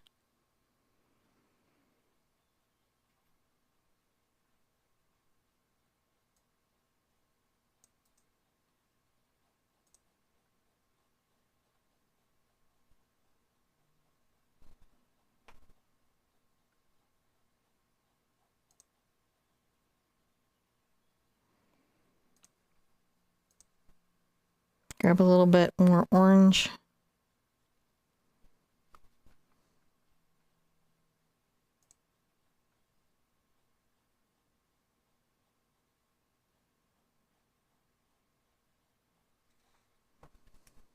Well, that's starting to have some light through it. That's wonderful. I'm going to rinse that brush off. Now I'm going to grab my number 6 again. And so because of this highlight, it puts these two objects too close together, and I need to put it on the other side of the body. Oh, yeah. So what I'm going to do is I'm going to come down here.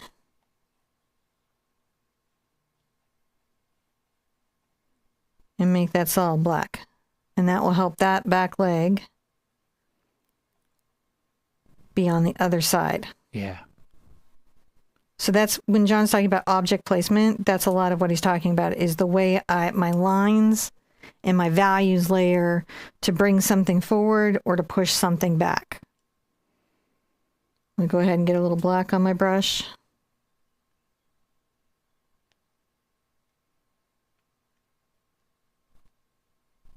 And I'm going to just make sure that my spines have a nice line. The structural supports of the wings. Because these are based on bat wings. Mm. I've never been one to feather the wings for dragon. They could have feathered wings, though. That would be allowed. That would be super allowed. Yes. Now I'm going to get my detail brush back. Get some of my glazing liquid and some of my white.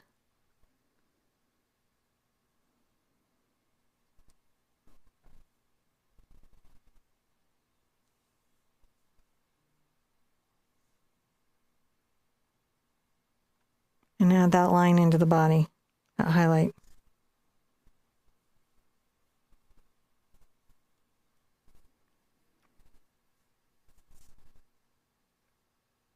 What I'm doing is rolling and loading a bead so I have a nice amount of paint that I have control over.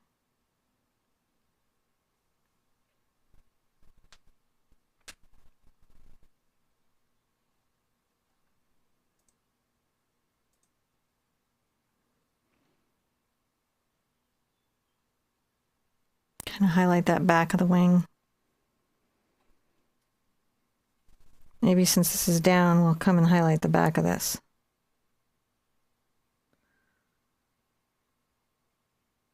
Kind of showing it's in a different light cast because it's down lower. Because we've decided he's banking.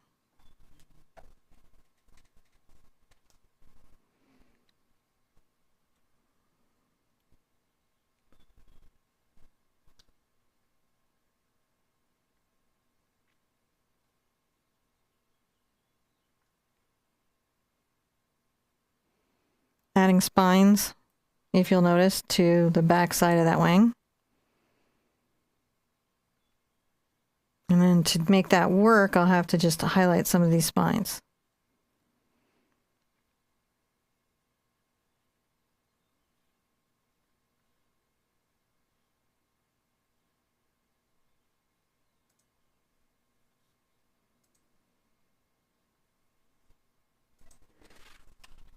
Now that lets that wing be a little more out, if that makes sense.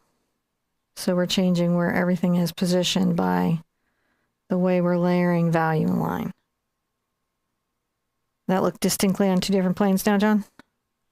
Oh, yeah. All right. Highlight that.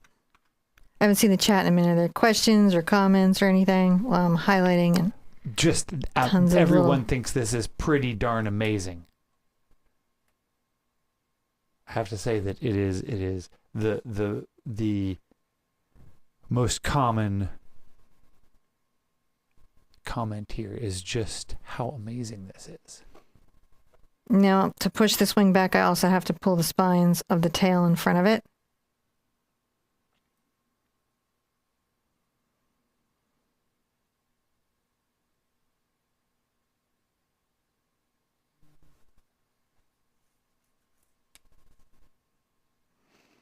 So I'm adding a little bit there, and see that kind of pushes that behind that.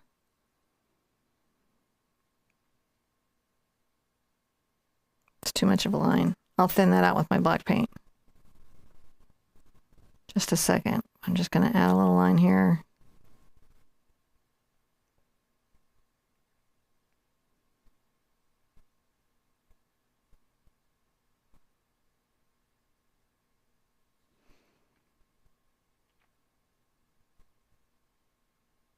So that's what I'm doing is I put now that wing behind that tail.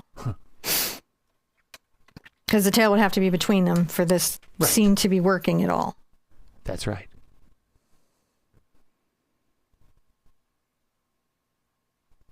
I don't need that much, but I need a little bit.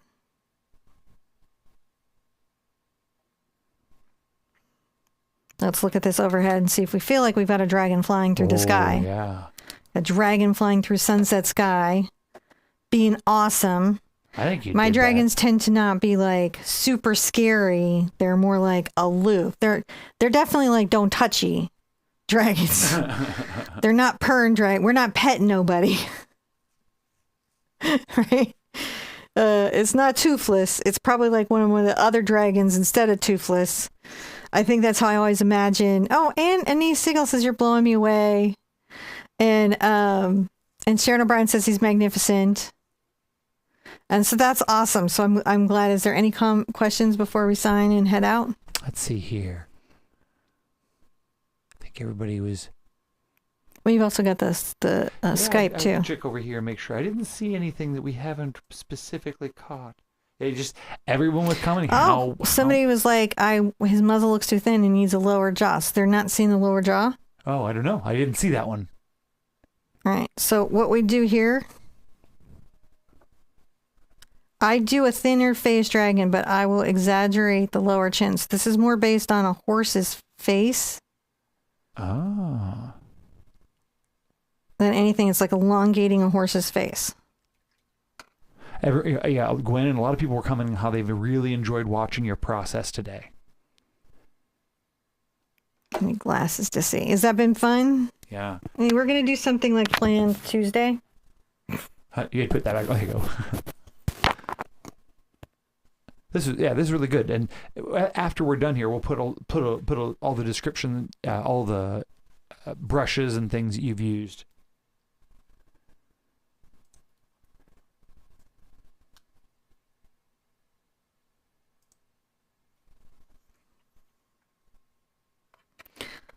And then if I need to refine the line, I just come back in and thin the line with black paint. Ah.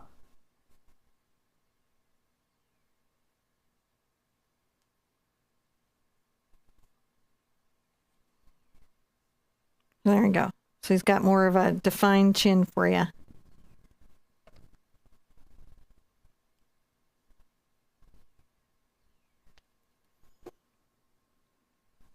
You can put teeth there if you feel like teeth are needed. Yeah. I don't always feel like teeth are needed. All right, while I'm doing this, questions?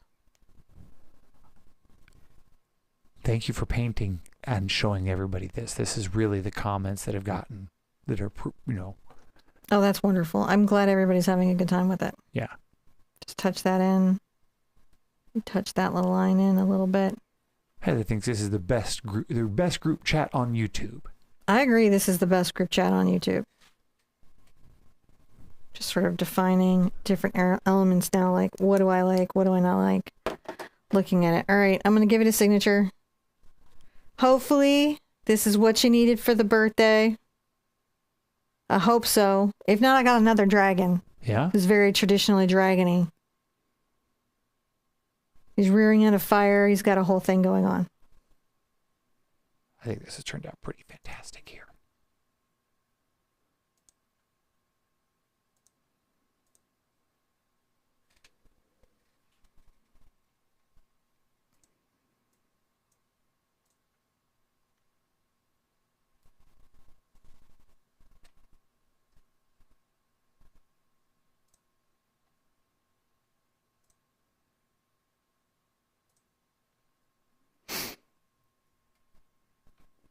And Belle says, I need the traceable. And what I'm going to do, since I made this up here with you guys, what I'll do is I'll photograph this after the show and then make a traceable and put that up on the website. So you can expect to see that in 30 minutes after we end the stream. Yeah. And, Give me just like 30 to work that out. Sometimes it takes a minute to get a good picture. I got that little lower thirds going there now. Again. Oh, and if you'd like to know when we're doing weird things like unplanned streams like this one where we aren't planning the stream, and where we're going to do free paints, or whether you want to know planned paints where we have a subject or thing that we're specifically painting step by step, and you want to know about that, we would text you. But only sign up if you want to know about when I'm live. Right. Because I'm going to tell you when I'm live. We're going to text you. Yeah. Probably 3 times a week. Yeah, exactly. So you get a few from us. Right, because we go live 3 times a week. We tend to go live Tuesday, Thursday, and Saturday, except for Acrylic April, which is now Acrylic August, which we're every day. And we may start going more frequently this fall. But right now, with my health and everything, we're just doing 3 times a week, Tuesday, Thursday, and Saturday. Right. And generally find references or do digital paints or get something that we paint. Sometimes you guys donate photographs. I've got a really good set of wildlife photography I've been invited to paint. And I think the hardest part of it is trying to find my favorite. It's almost too many. This is a very prolific wildlife photographer, so it's almost too many choices. Yeah. I'm like, but that ducky is cute. These duckies are even better. So that's generally what we do. But on occasion, we do an imagination paint or just paint something freehand. So you can kind of see like my thought process going live so that the finished work isn't always, I don't know, hanging over your head, if that's a way of thinking of it. Right. Like just to know, like I might change the position of a wing 5 or 6 times before you see it live on the show. Right. It may have been here, it might have been here, it might have been up forward, all kinds of down. And again, a lot of that is because I started him on an S curve. So that sort of set my scale and everything. But I do like him. Yeah. And at least we just didn't do a regular orange silhouette sunset. No, we're going to be doing Acrylic August and 13 Days of Halloween, right? Tentatively? And I'd like to. If it's possible. So we'll see, Angie. We're going to see how it goes. I'd like to, because 13 Days of Halloween is like my fave. And I like to do the 12 days of winter. I'd like to do Winter Wonder. And I like to do Thankful Art when I can. And I love to do the 13 days. And Fall Y'all. And Fall, well, that's Thankful Art. Or Fall Y'all. Yeah. Yeah, I think it's Fall Y'all. Yeah, so we kind of have these winter programs, which are 13 Days, Fall Y'all, and Winter Wonder, where we theme out. On occasion, we just also theme out on something weird, like we've done Southwest Week. We've done a couple Shark Weeks. We've done Space Weeks. And we're working on another retreat in October. Are we working on another retreat in October? We've got the dates. So we're working on another retreat in October, so that could be kind of fun. I'm actually excited about doing that. Yeah, that one's going to be nice because it's going to be a change of scenery here. Things will be real. It's going to be an interesting alternate to our current. Because it'll be all fall and colorful in the fall. Amy says, "Thank you for taking us through the thought process." And then Donna's like, "Did I let that slip?" And Ahmad says, so beautiful dragon painting. I'm so glad you think so. And Angie, so if you're doing Acrylic August, you're going to be doing the 13 days. Yeah. Right now, I'm just like even dealing with like the 31st day. I start filming on Acrylic August like imminently, like tomorrow. Yeah. And because I do my 30 days. And then the team before processes your it. 30 days. It's a whole thing for me. Like I paint almost 60 days every day to do that recording. Yeah. And that's how I keep up with my live shows and get that recorded, is I just paint every day for like 60 days. For months. Or months on end, to paint, but it ends up being a daily painting for me too. I just have sometimes 2 paintings a day, sometimes 3 paintings a day. So I end up very, very busy. Yeah. And that's why I'm like on 13 days, like, I'd like to. But the thing is, in August, I have a minute to catch my breath because you guys are watching Acrylic August, and then I can get busy on that. So if I don't fall into a vacation hole where I staycation home and just watch an endless stream of Korean fantasy drama on Netflix. Yes. And I'm almost out, so like I'm gonna have to paint more because I'm almost out of. I think I've watched everything. Lots of them. I think I've watched everything. What is a good angle brush that's inexpensive? So it's relative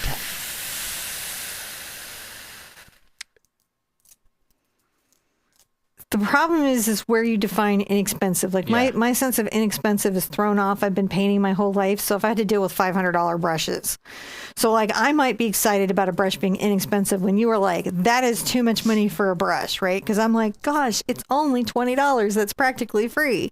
Because some brushes get up over 500. But I will say that I really like the Catalyst by Princeton angle brush.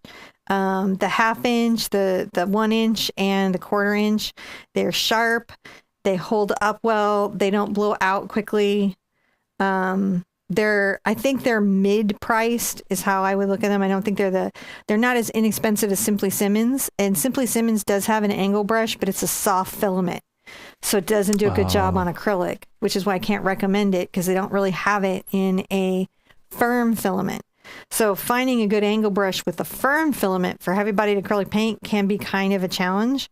And so the 1/4 inch Catalyst by Princeton has been a fantastic angle brush for me. I hope that's... Oh, and Amy says I'm not allowed to stress over painting this year. You know, well, I don't know. I probably will still stress over painting because that's how I am, but I will try not to. All right, I've just enjoyed visiting with you guys. Nice, yeah. But regardless, I want y'all to be good to yourselves and be good to each other. And I will see you at an easel real soon. Bye-bye.